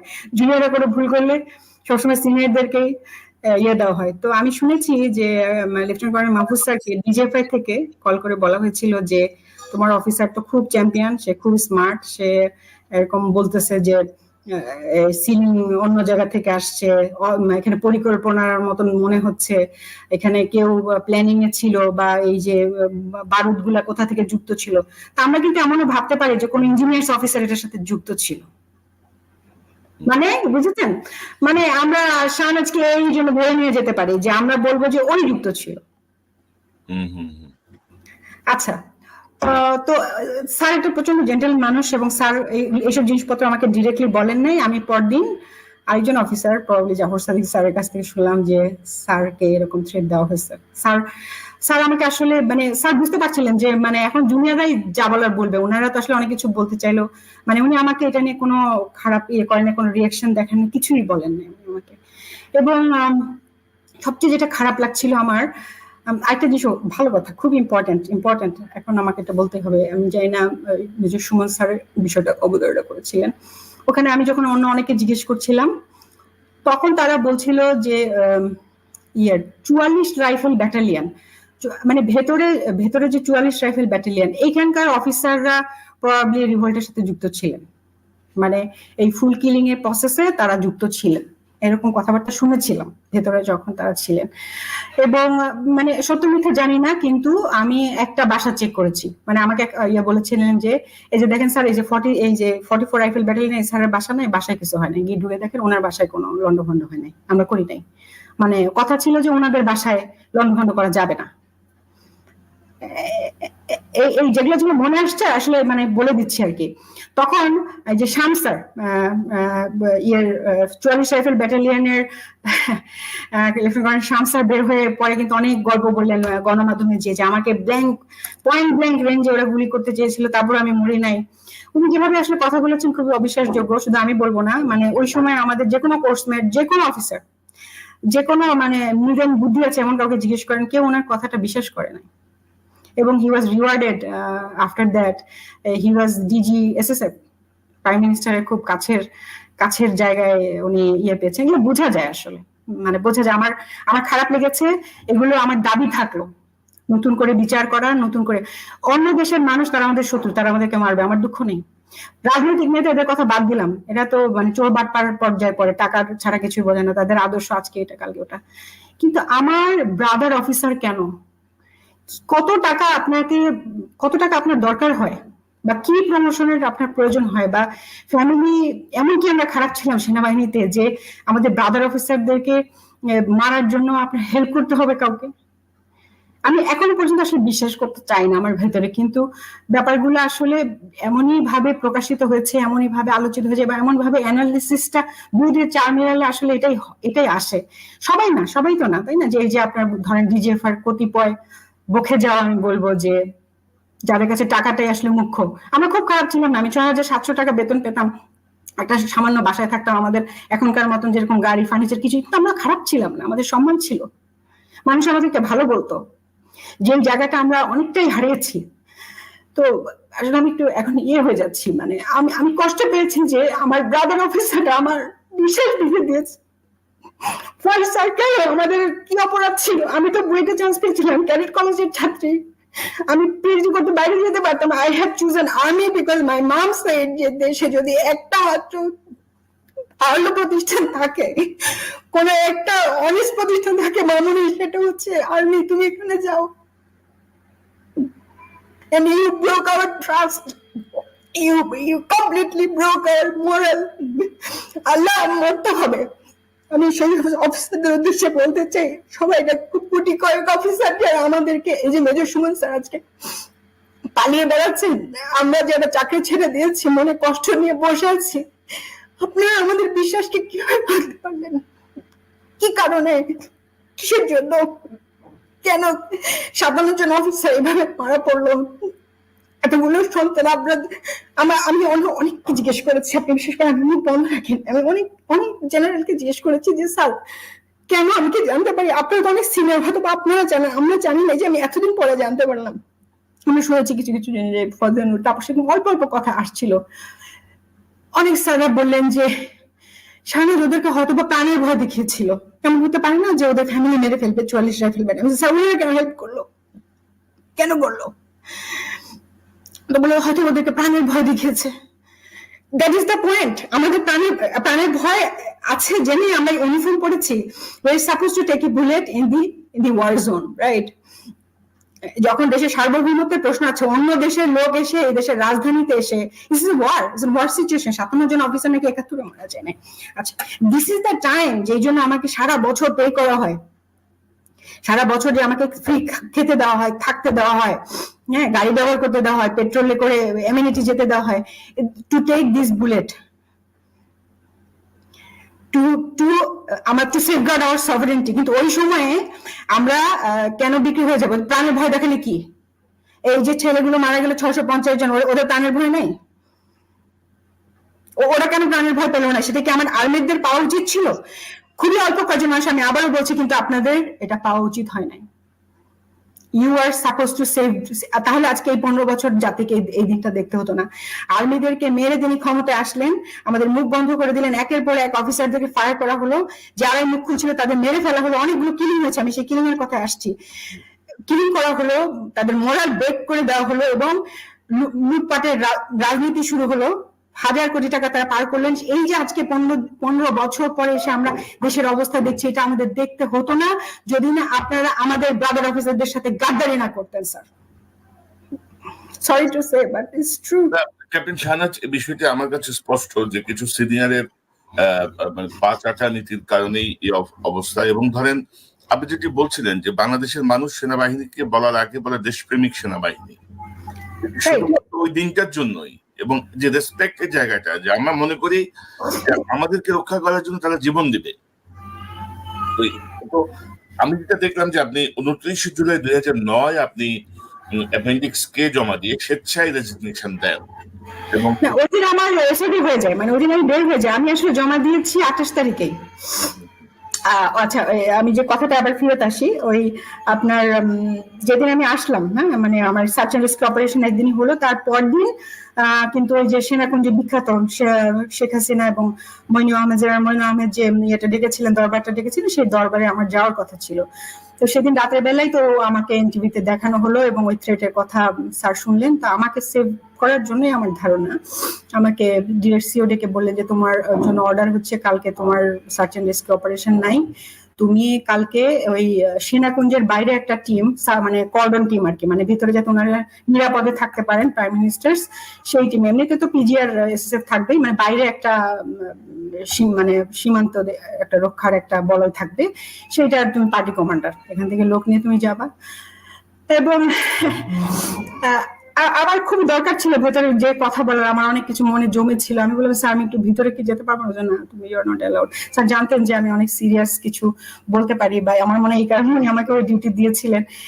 এবং আপনি জানেন যে ভেতরে যে 6 জন কথা বলেছিল তাদের সবাইকে বরখাস্ত করেছিলেন শেখ হাসিনা এবং মইনু আহমেদ। এবং আসলে ওই সময় আমি নিজে চাকরি ছেড়ে দিয়েছি। আমি তখন ওই 28 তারিখে আমি আমার হঠাৎ করে আমার মনে হলো যে আমরা হেরে গেছি, এখানে আর চাকরি করার মানে নাই, আর কি চাকরি করবো এখানে? সিনিয়ররা কিছু বলছেন না, ওনারা সবকিছু জানেন। হ্যাঁ, এখন এটা তো পরিষ্কার মেসেজ যে গুলজার স্যারের মতো মেরে ফেলছি মানুষকে, তোমরা যারা গুলজার হতে চাও তোমরা এখন চলে যাও এখান থেকে। তোমরা, আমাদের মেসেজ ক্লিয়ার, আমরা লাউড এন্ড ক্লিয়ার। এবং তারপর আমি এরকম শুনলাম যে এই সবগুলো অফিসার মানে পদক পেয়েছিলেন, ওনারা এত ব্রিলিয়ান্ট অফিসার ছিলেন, এবং ওনারা আগের 6 মাস বা 3 মাসের মধ্যে সবাইকে পোস্টিং করে ওই জায়গায় নেওয়া হয়েছিল। তো এটা কি আমরা এটাই ধরে নিব যে তারা সবাইকে, সমস্ত ব্রিলিয়ান্ট অফিসারদেরকে একসাথে করে মেরে ফেললেন? মানে আমার অনেক প্রশ্ন মনের মধ্যে মানে কাজ করছিল, আর খুব আবেগপ্রবণ হয়ে পেলে আমি বললাম যে ইয়ে নিয়ে আসো, যাও অ্যাপেন্ডিক্স জি আছে না, আমি বললাম যে নিয়ে আসো, ফিল আপ করি। তো ওখানে আমি লিখেছিলাম যে I am highly demotivated as I could not save my brother officers. আরো অনেক কিছু লিখেছিলাম যে জেনারেলি আর বাসায় নৃশংসভাবে সিভিলিয়ানকে এভাবে মারা, মানে এই সমস্ত জিনিস দেখার পরে আই মিন ট্রমা।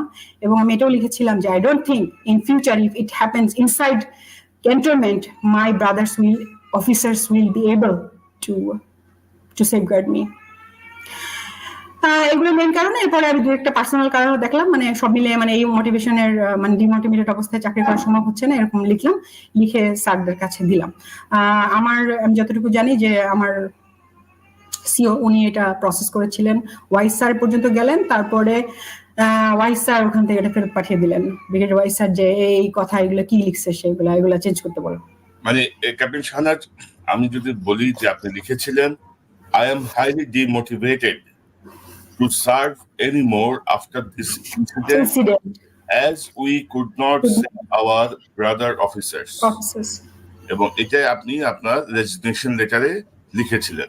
মানে না, ফার্স্টে লিখেছিলাম, পরে আমাকে চেঞ্জ করতে বাধ্য করা হয়, কিভাবে করা সেই গল্প আসছে। এবং এই কথাগুলোর আসলে উইটনেস কারা, এরা বলতে পারে যে তুমি তোমার তো আমাদের ওই পেপারটা আমরা দেখবো। উইটনেস হচ্ছে আমার সিও, আমার ইউনিট অফিসার, তাদেরকে যদি আপনারা চিনে থাকে জিজ্ঞেস করতে পারেন যে শাহনাজ, এমনকি ওয়াহিদ স্যারের সাথে যে আমার যে উত্তপ্ত বাক্য বিনিময় হয়েছিল সেটাও সবাই জানে আমি কি বলেছিলাম তাকে।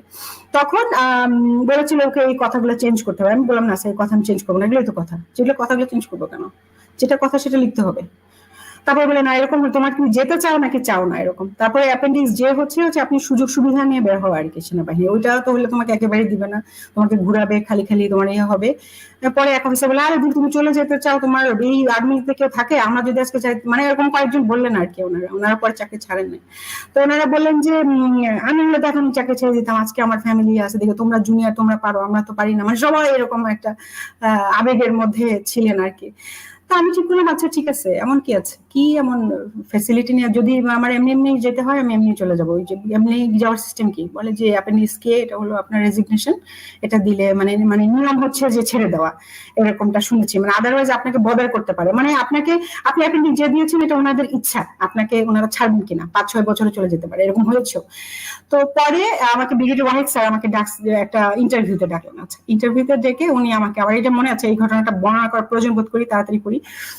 উনি আমার চোখের দিকে তাকাতে পারলেন না, একজন ব্রিগেড কমান্ডার চোখের দিকে তাকালে শাহনাজ কেন তুমি এটা দিয়েছো।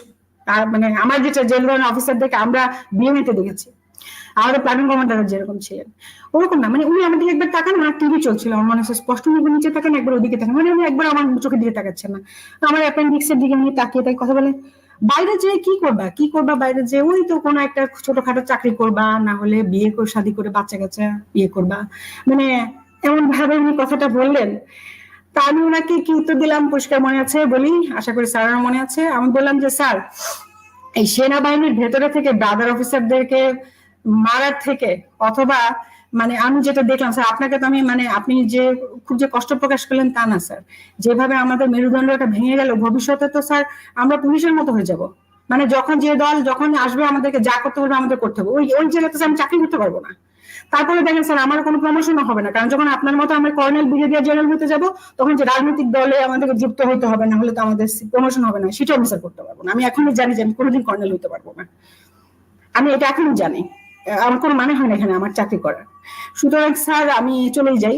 আর এই প্রশ্নটার উত্তরটা স্যার এটাই দিলাম যে হ্যাঁ, আমার যদি একটা সন্তান হয়, আমি যদি তাকে ভালো একটা সিটিজেন হিসেবে এই দেশে বড় করতে পারি, অথবা একটা নিম্ন চাকরিও করি বাইরে, যেটাতে আমার সম্মান আছে, এটা এখান থেকে অনেক বেটার স্যার, আপনি ইউ বেটার লিভ মি, নাহলে আমি কিন্তু আপনাকে স্যালুট করবো না। এই কথাগুলো যখন আমি বলেছিলাম, বের হয়ে এসে আমি আমার ইউনিটের অফিসারদেরকে শেয়ার করেছিলাম, স্যার এই কথাগুলো বলে আসছে স্যার, কষ্ট লেগেছে।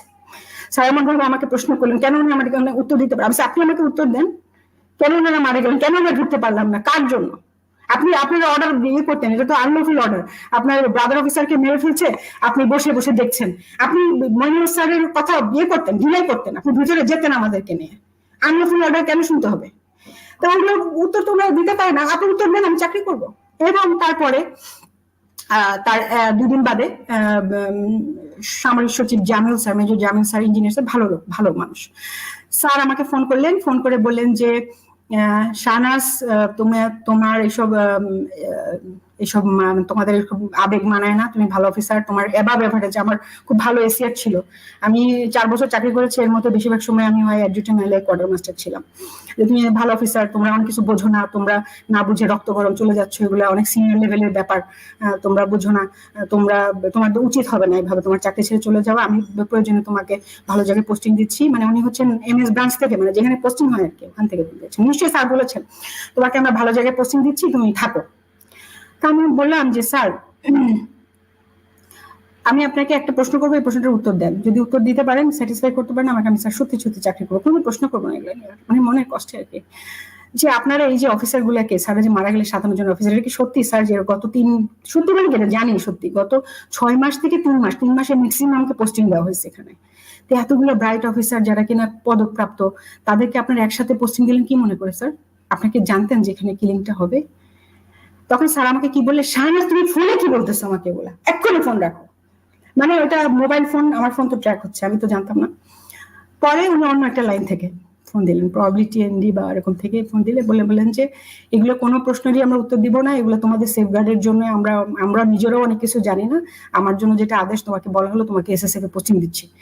পরদিন সত্যি বিশ্বাস করে না, এসএসএফ কিন্তু সরাসরি পোস্টিং হয় না, মানে পরীক্ষা হয়। এসএসএফ এর চান্স পাওয়া তো কঠিন, মানে আপনার বোর্ড হলে এবার ইয়ে হয়, পিটি হয়, এভাবে আমার বাই নেম এসএসএফ এর পোস্টিং আসলো, মানে আমাকে অমুক তারিখে জয়েন করতে বলা হচ্ছে। তো আমার কাছে মনে হলো this is some sort of bribe. কারণ কি, কেন ব্রাইড বলছি, কারণ এর আগে আমি একবার রিকোয়েস্ট করেছিলাম স্যারকে ঢাকায় পোস্টিং হওয়ার জন্য। আমার হাজবেন্ড যেহেতু এয়ারফোর্সে ছিল, ঢাকায় ছিল, মানে যদি স্যার সম্ভব হয়, যেহেতু আমরা ইন্টার ফোর্স, হয়তো সম্ভব না, যদি সম্ভব হয় আমাকে, তখন কিন্তু স্যারা করেননি। কিন্তু এই ঘটনার পরে যখন আমি বক্তব্য দিয়েছি, তখন ওনারা বললেন যে আমার বাই নেম পোস্টিং আসলো। আর আমি এসএসএফ এ গিয়ে কি করবো, শেখ হাসিনাকে আমি ইয়ে করবো? Why would I do that? মানে ব্রাদার, ওনাদের এটা খুব ভুল সিদ্ধান্ত, বিকজ আমি যে কোনো সময় মাথা গরম করে যে কোনো কিছু করতে পারি, মানে এরকম একটা। এসএসএফ আমি যাবো না, স্যারকে জানিয়ে দিলাম। এরপরে লাস্ট আমাকে এমএস নিজে ফোন দিলেন, মেজর জেনারেল মাহবুব স্যার, আমার মনে আছে আমার এডজুটেন্টের, মানে আমার যেটা নাম্বার একটা টিএনডি নাম্বার, ফোন দিলেন, বললেন যে শাহনাজ মাহবুব, মানে উনি স্যার র্যাঙ্কও বলেন, আমি বললাম কোন মাহবুব, মানে কি আমি মেজর জেনারেল মাহবুব? দাঁড়িয়ে গেছি আমি, স্যার স্যার। পরে বলতেছে যে, উনি বললেন যে তোমরা তো এসএসএফ এ পোস্টিং নিলে না, তোমার তো চাকরি 4.5 বছর, এখন তুমি গেলে তোমার উল্টা টাকা দিয়ে যেতে হবে, তুমি যেভাবে তুমি রেজিগনেশন, সেটা তো কোনো বুদ্ধিমানের মতো কাজ না, তুমি আরো কিছুদিন চাকরি করো, তারপরে তোমার এইভাবে তো তোমার এত লস করে যাওয়ার কোনো মানে হয় না। তারপরে বললেন এক কাজ করি, তোমাকে এসএসএফ তুমি যেতে চাও না আমি শুনেছি, তোমাকে আমি ইয়েতে পোস্টিং দিই, ভূমি মন্ত্রণালয় কিছু ইঞ্জিনিয়ার্স এর অফিসারের চাকরি, খুব টাকা খাওয়ার জায়গা, যেটা শুনেছি আমি। সেখানে সকালবেলা পিটি নাই, সকাল 10টায় যাবা, 2টার সময় আসবা, তোমার ওই যে ফ্যামিলি যেসব প্রবলেম বা যেগুলা তোমার পোস্টিং, সেই সমস্যাটাও তোমার মিটবে। তা আমি আর এখন চুপ করে থেকে ভাবলাম যে it also sounds like some bribe. এই যে শামসার বের হলেন, দিদি, সব জায়গায় অনেকেরই অনেক পোস্টিং হয়েছে, অনেক ভালো ভালো হয়েছে খবর, মানে একটা করে বললে অনেকগুলো বলা যাবে। তার মনে হলো না স্যার, চাকরি করলে সেনাবাহিনীতেই করবো, ভালো মতো করবো, মানে not in some attachment like that, করলে ভালো মতোই করবো। আমি স্যার চাকরি করবো না, সেটা করতে পারবো না, আমি কোনোদিন সিনিয়র হতে পারবো না, আর আমি কোনোদিন এই জিনিসগুলো মানতে পারবো না স্যার, আমাকে ছেড়ে দেন প্লিজ, আপনাকে রিকোয়েস্ট, আমাকে ছেড়ে দেন। তারপরে আমাকে সিও বললেন যে তুমি কারণগুলো চেঞ্জ করো, এটা কোনোভাবে এমএস পর্যন্ত গেছেন, প্রাইমারি মানে সদর দপ্তরও গেছে, প্রধানমন্ত্রী, এটা এই অনেক অফিসার তোমার মতন এরকম রেজিগনেশন দিয়েছে, শুধু তুমি একা না, আরো নাকি অনেক অফিসার দিয়েছে, এভাবে যাদের মোরাল ডাউন হয়ে গেছে, প্রবলি 100 or something। তো সবাইকে একই আদেশ দেওয়া হয়েছে যে তারা এই কারণটা লিখতে পারবেন না। আমরা বলতে পারি না যে আমরা কিসের জন্য চাকরি ছেড়ে চলে আসছি, আমাদের এইটুকু রাইট ছিল না। গণমাধ্যম আপনার স্বাধীন বাগের কথা বলছেন, কি কারণে চাকরি ছেড়েছে এটা বলার মতন আমাদের রাইট ছিল না। আমি লিখে আমি বলে আচ্ছা, মানে দরকার কি আমার এত, আমি চলে যাবো এখান থেকে, যারা আছে থাকুক না, ওনারা কি বুঝে থাকেন, ওনারা থাকুক, আমি যেটা পারবো না সেটা আসলে আমার এখন বুঝা উচিত, আমি আসলে পারি না, কিছু কিছু জিনিস আমার পক্ষে সম্ভব না। তো আমি পরে বললাম ঠিক আছে নিয়ে আসেন, আমি কাগজ চেঞ্জ করে দিচ্ছি। আমি লিখছি আমার পার্সোনাল প্রবলেম, হাজবেন্ডের সাথে পোস্টিং হচ্ছে না, সন্তানাদি নেওয়া দরকার বিভিন্ন কারণে, ইত্যাদি কারণে আমি আসলে একসাথে আমাদের পোস্টিং হবে না, মেইনলি এটা কারণ যে এই কারণে আমি চাকরি ছেড়ে দিতে আগ্রহী। এবং 2009 সালের ওই আপনার 23শে জুলাই, হ্যাঁ সরি 29 জুলাই, প্রবাবলি 23শে জুলাই, আমি এটা ভুল বলছি, আমার অপরাহ্নে আমার এসওডি আসে। তখন অলরেডি আমরা ঢাকা থেকে 18 ইঞ্জিনিয়ার্সের সাথে হলো, আমি চট্টগ্রাম থেকে অব্যাহতি নিয়ে চলে আসি। তো আপনি প্রথমে বলছিলেন যে আপনার হাজবেন্ড স্কোয়াড্রন লিডার আশরাফ ইবনে আহমেদ, তিনি 20 ডিসেম্বর 2010-এ একটি প্লেন ক্র্যাশে মারা যায়। MiG-29 এর তিনি ফাইটার পাইলট ছিলেন, এবং তিনি কিন্তু ওই সময় উনি ফাইটার, কিন্তু ওই সময় উনি এত ছিলেন না, মানে আমি যখন বিডের ঘটনা ছিলাম তখন উনি এডি স্কোয়াড্রন ছিলেন, এরপরে উনি কিউএফআই বলে কোয়ালিফাইড, এবং তিনি প্রথম বলেছিলেন যে এটার সাথে ভারতের র জড়িত বা এক্স্যাক্টলি। এবং আমার মনে হয় যে সে যখন মানে সে তো আমাকে চেনে, আসলে আমি কিছু জানলে চুপ থাকতে পারি না। আমাকে পরদিন যখন আমি এনটিভিতে গিয়ে কথা বলে বসেছি এসব বিষয়ে, ওর পর থেকে সে আমাকে কোনোদিন ওই প্রসঙ্গে, হ্যাঁ এখানে আশরাফের ছবিটা, জি এটা সে যখন মিগে ছিল তখনকার ছবি। তো তার এই যে হত্যাকাণ্ড, এই অফিসার স্কোয়াড্রন লিডারের হত্যাকাণ্ড আপনার স্বামী বা এটাকে আপনি হত্যাকাণ্ড বলছেন? আমি শিওরলি বলতে পারছি, তবে আমি এটা এইটুকু বলছি, আজকে আমার একটা প্রশ্ন থাকবে। সে অনেক কিছু জানতো, হ্যাঁ, তার সে অফিসার যে কোনো জায়গা থেকে হোক, যেটা সে অল্প আমাকে শেয়ার করেছে তাতেই দেখেছে যে আমি বলে বসেছি, এই কারণে সে আমাকে আর কিছুই শেয়ার করে নাই, সত্যি কোনোদিন এই ভুলেও না। অনেক কিছু বলে কেন to safeguard me, but he knew more things that I know. এবং আমি যখন চাকরি ছেড়ে দিলাম, তারপরে আমি কিন্তু তাকে বারবার বলছিলাম যে তুমিও চাকরিটা ছেড়ে দাও, আমার ভালো লাগে না যে তুমি মানে আমরা দেশের বাইরে কোথাও চলে যাই, দরকার নেই, এখানে থাকার দরকার নেই, আমার মন ভেঙে গেছে। সে বলছিল যে না, আমার আসলে ফ্লাইটটা খুব ভালো লাগে, আমি খুব এনজয় করি। সে কিন্তু খুব ভালো পাইলট ছিল, one of the very good, মানে 21 জন মাত্র MiG-29 এর কোয়ালিফাইড ছিল আর কি, মানে আপনার পাইলট ছিল ওই সময়, সে তাদের একজন, এমনকি সে মানে যেটা তাদের একাডেমি সেখানেও 3rd হয়েছিল, মানে অনেক তার অ্যাচিভমেন্ট। তো আমি তো আসলে এটাকে ভালোবাসি, এরকমটা বললো। তো যখন তার মানে মৃত্যু হয়, সে সময় সে মনে হয় যশোর 11 স্কোয়াড্রনের ছিল, সেটা হচ্ছে PT-6, এটা খুবই মানে মামুলি বলতে গেলে আর কি, মানে মিলিটারি তুলনায় মামুলি একটা এয়ারক্রাফট, ট্রেনিং এয়ারক্রাফট, যেটা কিনা আপনার মানে 600 ফিট উপরে থাকলে যদি ইঞ্জিন বন্ধ হয়ে হোভিং করে নামতে পারে, যেটা আমি শুনেছি। 2 জন অফিসার ছিলেন স্কোয়াড্রনের, মাহমুদ 2 জনই স্পট ডেথ হয়েছেন। তো ওনারা 300 ফিট উঠার পরেই ওনাদের ইঞ্জিনে কোনো একটা সমস্যা হয় এবং এটা আছড়ে পড়ে, এবং ওটার ভেতরে কোনো আপনার প্যারাশুট ছিল না। PT-6 এ নাকি প্যারাশুট থাকে না, আমি জানি না। তা আমি তো আসলে রেগুলার ভাবি না যে আমি কোয়েশ্চেন করবো না, আমি যেন officer, of course I will question. আমি জনে অনেক এয়ারফোর্সকে বলেছি, যে এয়ারফোর্স অফিসারদের বলেছি যে আচ্ছা তার ব্ল্যাক বক্স পাওয়া যায় নাই, তার শেষ কথা কি ছিল, আমাকে কেউ কোনো উত্তর দিল না, এবং খুব সাবধানে তারা মনে হচ্ছিল যে আমাকে এড়িয়ে যাচ্ছেন। এটাকে আমাকে সান্ত্বনা দেওয়ার জন্য, সেটা আমি জানি না, কোনো রকম অফিসিয়াল বিবৃতি দেওয়া হয়নি কেমন করে সে মারা গেল। শুধু তার শহীদের যে মর্যাদায় তাকে যে বাংলাদেশের রাষ্ট্রীয় পতাকা দিয়ে তার কফিনকে দেওয়া হয়েছিল, সেটা দেওয়া হয়েছিল। এবং এরপরে কোনোদিন সত্যিকার অর্থে আমার অ্যাটলিস্ট কেউ খবর নেয় না, এয়ারফোর্সের কেউ না। মানে ব্যাপারটা হচ্ছে যে সাবধানে মনে যেন আমাকে এড়িয়ে যাচ্ছেন।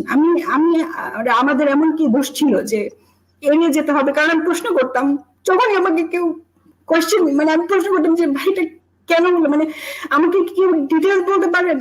কেউ কোনো ডিটেলস কোনোদিন দিতে পারে? আমি আশা করবো আমার এটা যারা দেখবেন, right or wrong, tell me, we have a right of information. নাহলে আসলে মানুষের আত্মা কষ্ট পায়, আত্মীয় স্বজনের আত্মা কষ্ট পায়। এবং তার 3-4 বছর বাদে আমি একবার যশোরে যাই, এয়ারপোর্টের কিছু সিভিল কর্মচারী আমাকে ওই বিষয়ে বললেন যে আমরা তো স্যার শুনছিলাম ওইটা নাকি অন্য ঘটনা, এরকম বলেছেন।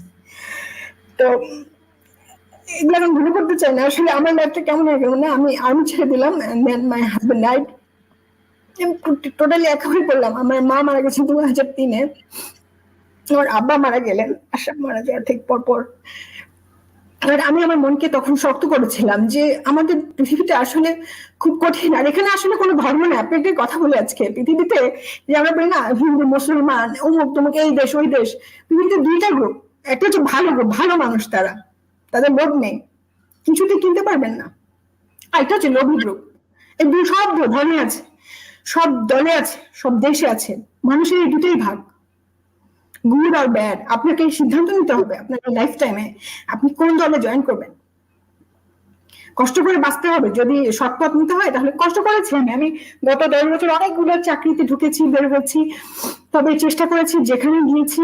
আমি সেনাবাহিনীকে ভালোবাসি, যত ওভারঅল আমার ইউনিফর্মকে আমি ভালোবাসি, আমি এর মান উন্নত রাখতে চেষ্টা করেছি। সবাই আশা করি প্রশংসাই করবে। যেখানে চাকরি করেছি, ব্যাক ইউনিভার্সিটিতে করেছি, ইউল্যাবে করেছি, শেভরন বাংলাদেশে করেছি, চেষ্টা করেছি, খুব কষ্ট করেছি, এবং এগুলো আমি কারোর সাথে শেয়ার করি নাই, বলি নাই। আজকে যখন এতগুলো বছর পরে এই বাচ্চারা নামলো একে পর এক, এই মুগ্ধ, তারপরে সাইদের মতো ছেলেরা মারা যেতে থাকলো, আমার মনে হচ্ছিল যে এইগুলো কি ওদের নেওয়ার কথা ছিল?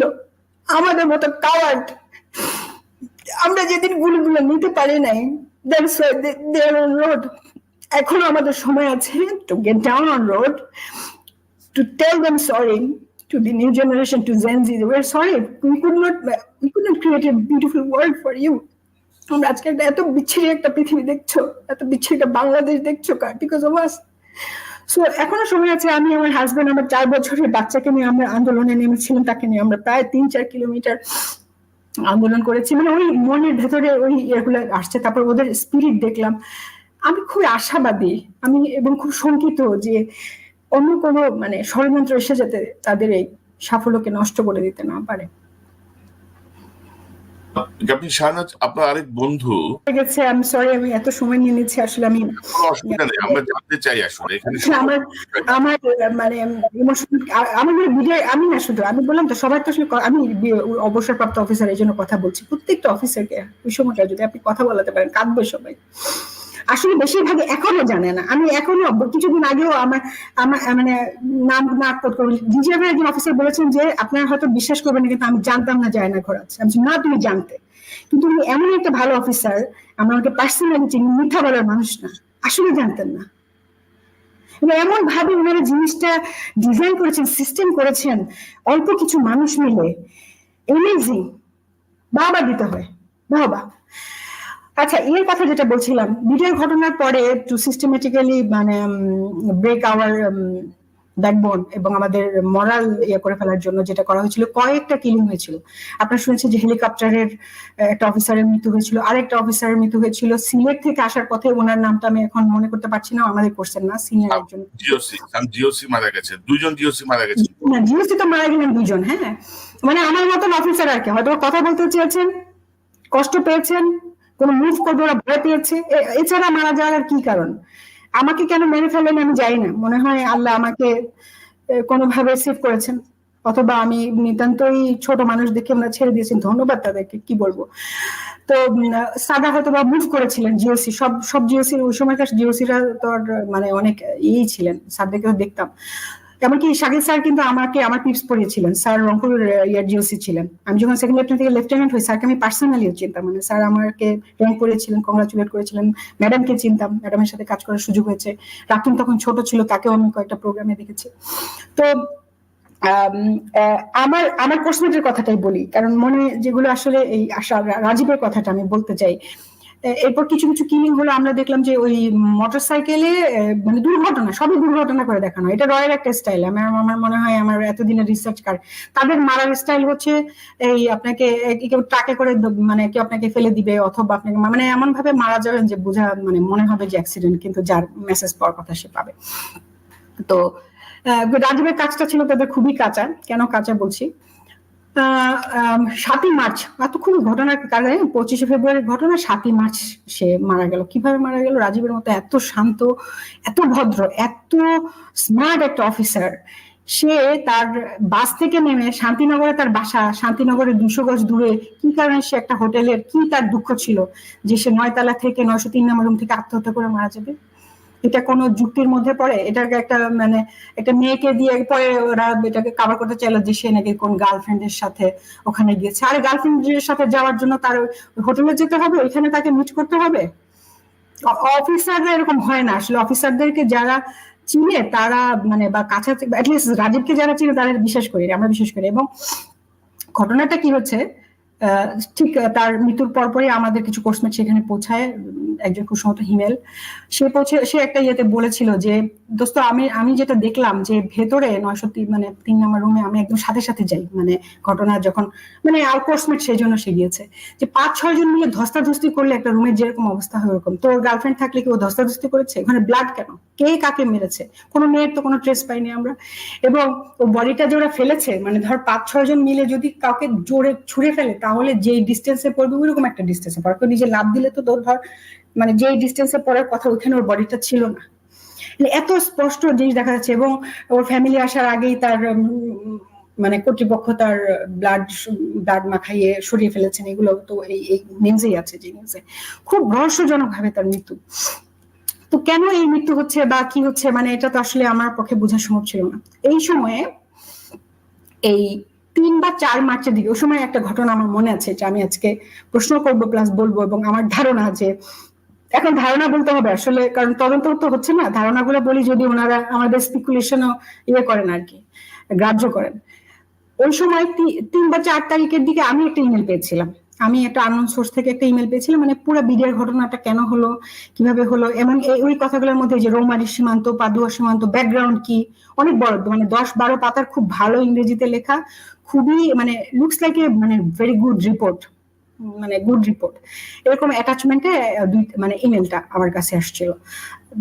একই মানে আমার থেকে 2 বার পাঠিয়েছে ইমেলটা। তা আমি এবার ইমেলটা খুলে দেখলাম, এমন কথা লেখা ছিল যে এই বিডিআর ঘটনায় কত 500 কোটি টাকার ইয়ে ছিল, ইন্ধন ছিল, এবং তাদেরকে বিভিন্ন এই মানে ওরা তো আসলে বিভিন্ন ইউনিট থেকে এসেছিল, এই প্রেসিডেন্সি মানে কেউ কাউকে চিনতো না, এমন একটা সময় তারা বেছে নিল যে সব অফিসারদেরকে একসাথে করা যাবে, আবার কেউ কাউকে চিনে না। যখন আলটিমেটলি এখন যখন জিজ্ঞাসাবাদ করা হচ্ছে ওরা বলতেছে আমরা তো চিনি না, ওরা কোন ইউনিটের।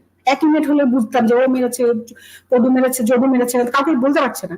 মানে এমন প্ল্যানিংটা ছিল, এবং ওদেরকে তার আগে ওইখানে এই কিছু মানে কথা এরকম ইনফরমেশন ছিল। তবে আমি নিজে এতই ভয় পেয়েছিলাম, ওইটা ইমেলটা ওপেন করে আমি সাথে সাথে ডিলিট করে দিই যে কে আমাকে এরকম ইনফরমেশন পাঠালো। আমি আশরাফকে এই কথাটা বলেছিলাম। এরপরে ও মারা যাওয়ার পর আমি অনেক জিজ্ঞাসাবাদ করছি, অনেকে মানে কেন মারা গেল বা কি। ওর সবচেয়ে ক্লোজ যে কোর্সমেটটা আমার, মানে ওর সাথে সবসময় ঘুরতো ফিরতো, সিভিলেও মানে ছুটিতে আসলেও তার একসাথে ঘুরতে, এমন ক্লোজ ছিল। তো ওকে আমি একদিন জিজ্ঞেস করলাম যে তুই কি জানিস, তুই তো খুব ক্লোজ ওর, মানে ওর মধ্যে কোনো অ্যাবনর্মালিটি দেখেছিলি, কেন সে ওখানে যাবে বা এইখানে গেলই বা কেন? পরে ও বললো তুই কি কোনো ইমেল পেয়েছিলে এরকম? পরে আমি বললাম হ্যাঁ আমি তো ইমেল পাইছি। সে বললো ইমেল তো এটা আমিও পাইছি, ওগুলো মনে হয় রাজীব পাঠাইছে, মানে রাজীব মনে হয় না, মানে রাজীব পাঠাইছে আর কি। ও আমি বললাম তো ও এগুলো জানলো কোত্থেকে? বলে তা আমি বলতে পারবো না দোস্ত, কিন্তু ও এই জিনিসগুলা অনেককে পাঠাইছে, এটা ও ভুল করছে। আই হোপ মাই কোর্সমেট এটা রিওপেন হবে কোনোদিন। এই আপনার গ্রামে যদি কাউকে মারে, আপনি কাউকে না কাউকে অ্যারেস্ট দেখান। হ্যাঁ, এখানে কোনো অ্যারেস্ট হয়নি, কেউ কোনোদিন হয়নি, তার ফ্যামিলি কোনোদিন মুখ খুলেনি। এমন ভয় পেয়েছে একটা অফিসার, তার বাবা মাকে কেমন করে এত ভয় দেখানো গেল যে ইস মোর দেন আর্মি, ইস মোর দেন এনিথিং। আমার মনে হয় মানে ওই যে দাদাদের কাজ আর কি, পরিষ্কার। তো না হলে মারা যাবে কেন কিভাবে? অনেকগুলো ক্লিমগুলো তো। তারপরে আপনি চিন্তা করেন সাক্ষ্য দেওয়ার সময় বিডিআর এর সৈনিক এর ভেতরে এই যে আবুল কাহার আকন্দ সাহেব যে তদন্ত করছিলেন, তদন্ত সেলের ভেতরে অফিসার মারা গিয়েছিল, মনে আছে? এগুলো তো খবরে এসেছিল। 56 জন বিডিআর সদস্য হার্ট অ্যাটাকে মারা গেছে বলা হয়। হার্ট অ্যাটাকে কিভাবে আপনার হেফাজতে মারা যায়? মানে যেগুলো কিছু দেখেছে চোখে, ওগুলিকে মেরে ফেলেছে। এগুলো বোঝার জন্য তো সায়েন্টিস্ট হওয়ার দরকার হয় না। আমি আশা করব এখন 15 বছর পরে আমাদের নিজেদের ভুল শোধরানোর সুযোগ এসেছে, এই সমস্ত জিনিস পুনঃ তদন্ত হবে, রাজীবের কেসটা রিওপেন হবে, এবং আমরা জানতে পারবো যে কেন তাকে হত্যা করা হয়েছিল। কোন একটা অ্যারেস্টেড একজন, এখানে সিসিটিভি ছিল, লবির মধ্যে সিসিটিভি ছিল, সে কোথায় সাইন করেছে, কিভাবে গেছে, কারা ঢুকেছে, সবকিছু ছিল, কিন্তু কোনো কিছু বের হয়নি, আমরা কেউ জানতে পারি না। এতগুলা পোস্টমেট মিলে আমরা এটা উদ্ধার করতে পারলাম না। এখন এটলিস্ট আমাদেরকে সত্যিটা দেন, ডেড বডি দেন, সত্যি দেন। রাজীবের পাশাপাশি আপনার হাজবেন্ডের মৃত্যুটা রহস্যজনক, সেটিরও নিশ্চয়ই সমাধান চাই। রহস্যজনক নিশ্চিতভাবে বলতে পারি না। আমি রিকোয়েস্ট করবো এয়ারফোর্সকে যে এখনো যদি তারা পারে সত্য মিথ্যা যে কোনো একটা রিপোর্ট আমাদেরকে দিক। আমরা পরিবারে এটা দেখার আমাদের অধিকার আছে। হয় কি এগুলো এই আমাদের বা পৃথিবীর কোনো যুগেই এইসব গোপন করা যায় নাই কখনো, এগুলো বের হয়ে এসেছেই। অন্যায় কখনো চাপা থাকে না, কোনো না কোনো ক্লু বের হয়ে আসে, এগুলো জানা যায়। এবং নিজের চোখেই দেখতে পাচ্ছেন। এবং ক্যাপ্টেন শাহনাজ, আমি আপনার সঙ্গে কথা বলে খুব অবাক হচ্ছি যে মানে যারা আপনারা প্রতিবাদ করলেন, আপনারা থাকতে পারলেন না, বাধ্য হয়ে বের হয়ে আসলেন, অনেককে হত্যা করা হলো, অনেককে বরখাস্ত করা হলো, অনেককে একটার পর একটা শাস্তি দেওয়া হলো, বিভিন্ন পানিশমেন্ট পেলেন অনেকে, সবাই চুপ। মানে সেনাবাহিনীর যদি এই অবস্থা হয়, তো অন্যদের কি অবস্থা, মানে অন্য জায়গার কি অবস্থা? অন্যদের অবস্থা তো খারাপ দেখলাম না, ভালো। এই যে ছেলেগুলো একটা মরলে একটা যায়, এটা কোনো সাধারণ কথা না। আমি শুনি নাই, আমি শিওর না যে আমরা সবাই একসাথে দাঁড়িয়ে থাকলে এরকম হবে কিনা। Sorry but not sorry. হ্যাঁ, একটা ছেলেকে মেরে ফেলছে, একটাই যাচ্ছে, পাশেরটা দাঁড়িয়েছে।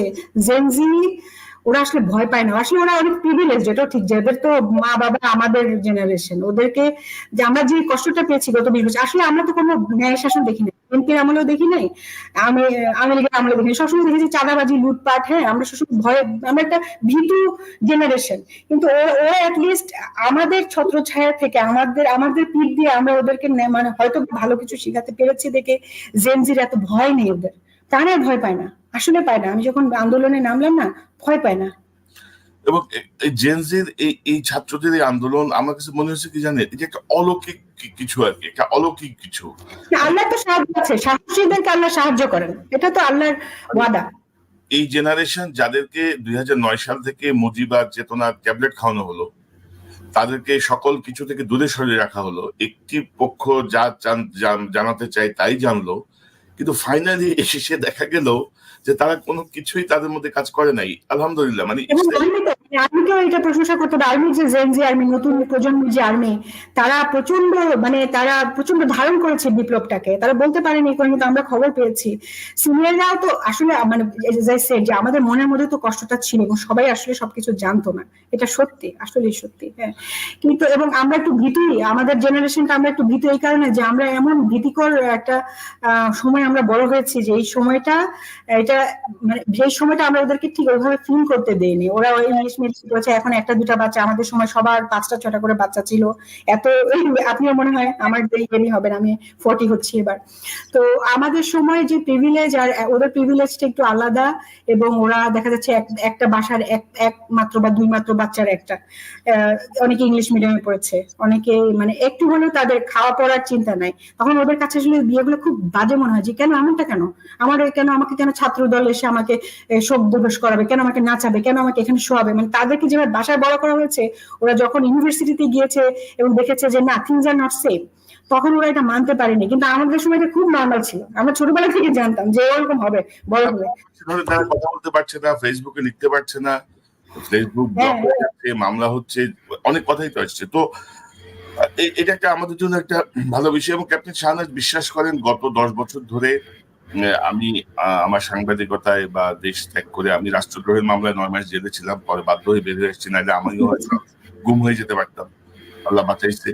কিন্তু ধরেন আমার চেষ্টার একটা বড় জায়গা হচ্ছে সেনাবাহিনীকে জাগ্রত করা আছে। ভাই তোমরা জাগো, তোমরা আমাদের একটা লাস্ট রিসোর্ট, আমরা তোমাদেরকে শেষ করি, মানে মনে করি যে সকল কিছুর ঊর্ধ্বে সেনাবাহিনী। কিন্তু যেই সেনাবাহিনী দেখছি এবার কিন্তু একটা পরিবর্তন আসছে, এবং ইনশাআল্লাহ মানে আমি খুবই আশাবাদী, এটা সত্যি যে গাছের পুরাতন পাতাদের ঝরে যেতে হবে, আমাদের মৃত্যু আসবেই। বিল গেটসও তার সকল টাকা খরচ করে চিরকাল বেঁচে থাকতে পারবেন না। আমাদের যদি কোনো লোভী বিপথে যাওয়া জেনারেল মনে থাকেন যে ওনার সব টাকার বিনিময়ে ওনার একটা দিন জীবনের হাত বাড়াতে পারবেন, স্ট্রং একটা দিন না, একটা সেকেন্ড, একটা সেকেন্ড কিনতে পারবেন না। আমরা আলটিমেটলি মারা যাব, এবং জেনজি এক সময় ওরা আস্তে আস্তে বড় হচ্ছে, ওরাই সব জায়গায় যাবে আমার আশা। কিন্তু এই যে বৃদ্ধ কুচক্রীর দল ভাঙা, আমি আমার অনেকগুলো ইয়েতে লিখেছি, আমি সম্পূর্ণ অরাজনৈতিক একজন মানুষ, আমি আসলে কোনো দল করার মতো কোনো দল এখানে বাংলাদেশে অ্যাটলিস্ট আমি আমার বড় হওয়ার সময় দেখিনি, কাউকে ফেয়ার দেখি না। কিছু কথা বলতে গেলেই অনেক লুকিয়ে পেঁচিয়ে ঘুরিয়ে পেঁচিয়ে কথাবার্তা বলেন। তো হচ্ছে আর্মিতে দেখেছি, সত্যি কথা, আর্মিতে আমাদের প্লাটুন কমান্ডার, টার্ম কমান্ডাররা আমাদের, নাহলে আমরা এমন হলাম কি এমন করে, নিশ্চয়ই ওনাদের আছে, ওনাদের মানে কিছু কন্ট্রিবিউশন তো আছে। হ্যাঁ, না হলে অফিসার মানে অ্যাটলিস্ট 90% বলতে পারবো। আমি অনেক ভালো ভালো এনসিও দেখেছি, ওয়ান্ডারফুল জেসিও দেখেছি। আমার একটা এনসিওর কথা মনে আছে, কুড়িগ্রামে, তখন তাকে সে মানে অনেক বড় কন্ট্রাক্টর, মানে কথায় কথা মানুষ মারতে পারে, ওর কন্ট্রাক্ট আটকে দিচ্ছে একটা এনসিও, বলছে না এই যে টিম নিয়ে আসছেন আপনি, রয়েছে ওই যে আপনার যে চাল দেওয়া হয় ইয়ার মধ্যে, ওই যে আমাদের ইঞ্জিনিয়ার সরি যাদের মানে বস্তু হারা যেসব মানুষদেরকে গৃহায়ন দেওয়া হয়, সেই ইয়াতে ও একা ছিল। ওই দিন রাতে ওরা কন্ট্রাক্টররা নিয়ে আসছে, টিম নিয়ে আসছে, রাত 3টার সময় সে আটকাইছে, সে তার মিটার গেজ বের করছে, ওই মিটার গেজে যে যত মোটা টিম হওয়ার কথা ওইটা আর হয় নাই, সে বলছে তোমার আমি নিব না। এবং সে ফোন করেছে, আমাদেরকে ফোন করেছে, উঠিয়েছে। এইরকম এনসিও আমরা আর্মিতে দেখেছি, এরকম জেসিও মানে অনেস্ট কি, মানে কিছু দিয়ে আপনি তাকে কিনতে পারবেন না, সে তার ইউনিফর্মকে ভালোবাসে। এরকম কিছু লোক এখন সেনাবাহিনীতে আছে আলহামদুলিল্লাহ, এবং ছিল আমাদের মোরালটা একটু ভেঙে গেছে।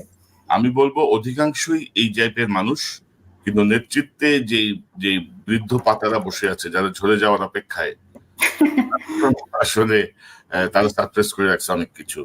তো ক্যাপ্টেন শাহনাজ, আপনাকে অসংখ্য ধন্যবাদ, আপনি অনেক কথা বললেন। অসংখ্য ধন্যবাদ। এটা একটা ফোরাম আমার জন্য। লাস্ট একটা মিনিট আমি নিতে চাই মেজর সিনহার ব্যাপারে, সে আমার কোর্সমেট।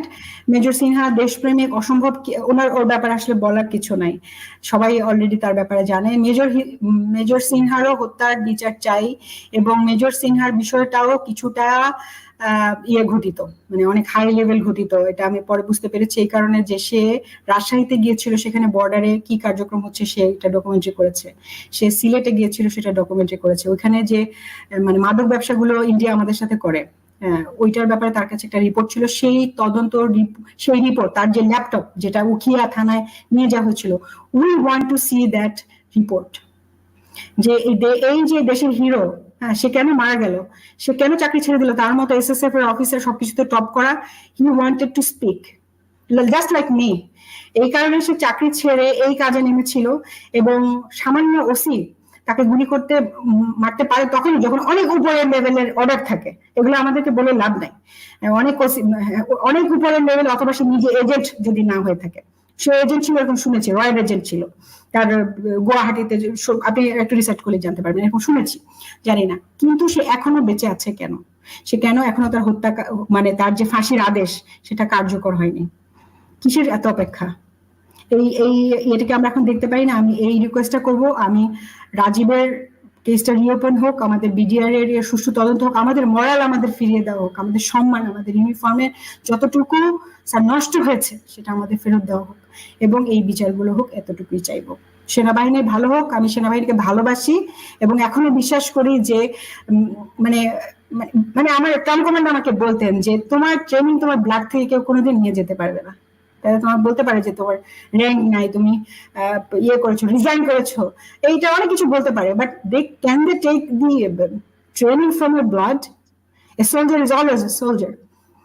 তো আমি সেটা মনে রেখেছি, এবং আমার সব কাজে এখনো পর্যন্ত যত জায়গায় চাকরি করেছি, আমি আপনাকে একটা ব্যাগ দিয়েছি, সিভি দিয়েছি, আপনি চেক করতে পারেন কি কি করেছি। যত চোর বাটপার ছিল ধরেছি, চেষ্টা করেছি, সৎভাবে প্রতিটা স্যালারির টাকা নিতে চেষ্টা করেছি।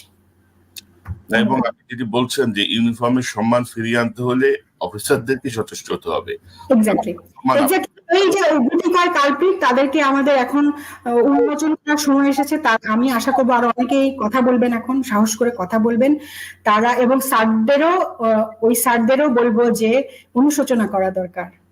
প্রেশারে ছিলেন, ভয়ে ছিলেন, কিসে ছিলেন জানি না, কিন্তু অনুশোচনা করা দরকার, তওবা করা দরকার, একটু চিন্তা করা দরকার। আপনারই সন্তান, আপনারই বংশধরদেরকে রেখে যাচ্ছেন এই দেশে, এটা চিন্তা করতে হবে। জি, ক্যাপ্টেন শাহনাজ, আপনাকে অসংখ্য ধন্যবাদ। নিশ্চয়ই নতুন কোনো তথ্য পেলে বা কেউ যদি আমার সঙ্গে কথা বলতে চায়, আপনার পোস্টমেট ব্যাচমেটদের মধ্যে নিশ্চয়ই আপনি তাকে উদ্বুদ্ধ করবেন কথা বলার জন্য।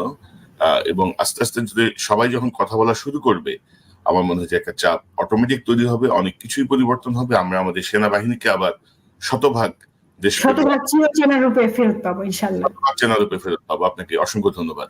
আপনাকে। দর্শক, এতক্ষণ যারা অনুষ্ঠান শুনলেন, ক্যাপ্টেন শাহনাজ অনেক আবেগ নিয়ে, অনেক তার যে অভিজ্ঞতা, তার যে পর্যবেক্ষণ, সবকিছু তুলে ধরলে নিশ্চয়ই আপনারা বুঝেছেন যে বিডিআর এর বিদ্রোহের নামে যে হত্যাকাণ্ড চালানো হয়েছে, একটি সুপরিকল্পিত হত্যাকাণ্ড, বাংলাদেশ সেনাবাহিনীকে পঙ্গু করে দেওয়ার একটি ষড়যন্ত্র, যেটি আসলে শেখ হাসিনার পরিকল্পনায়, ভারতের সহযোগিতায় একটি মঞ্চস্থ হয়েছে, এটি বাস্তবায়িত হয়েছে। কিন্তু দুর্ভাগ্যজনক, আমাদের সেনাবাহিনীর গত 15 বছর এই বিষয়টিকে ধামাচাপা দিয়ে গেছেন, আলামত নষ্ট করার চেষ্টা করেছেন।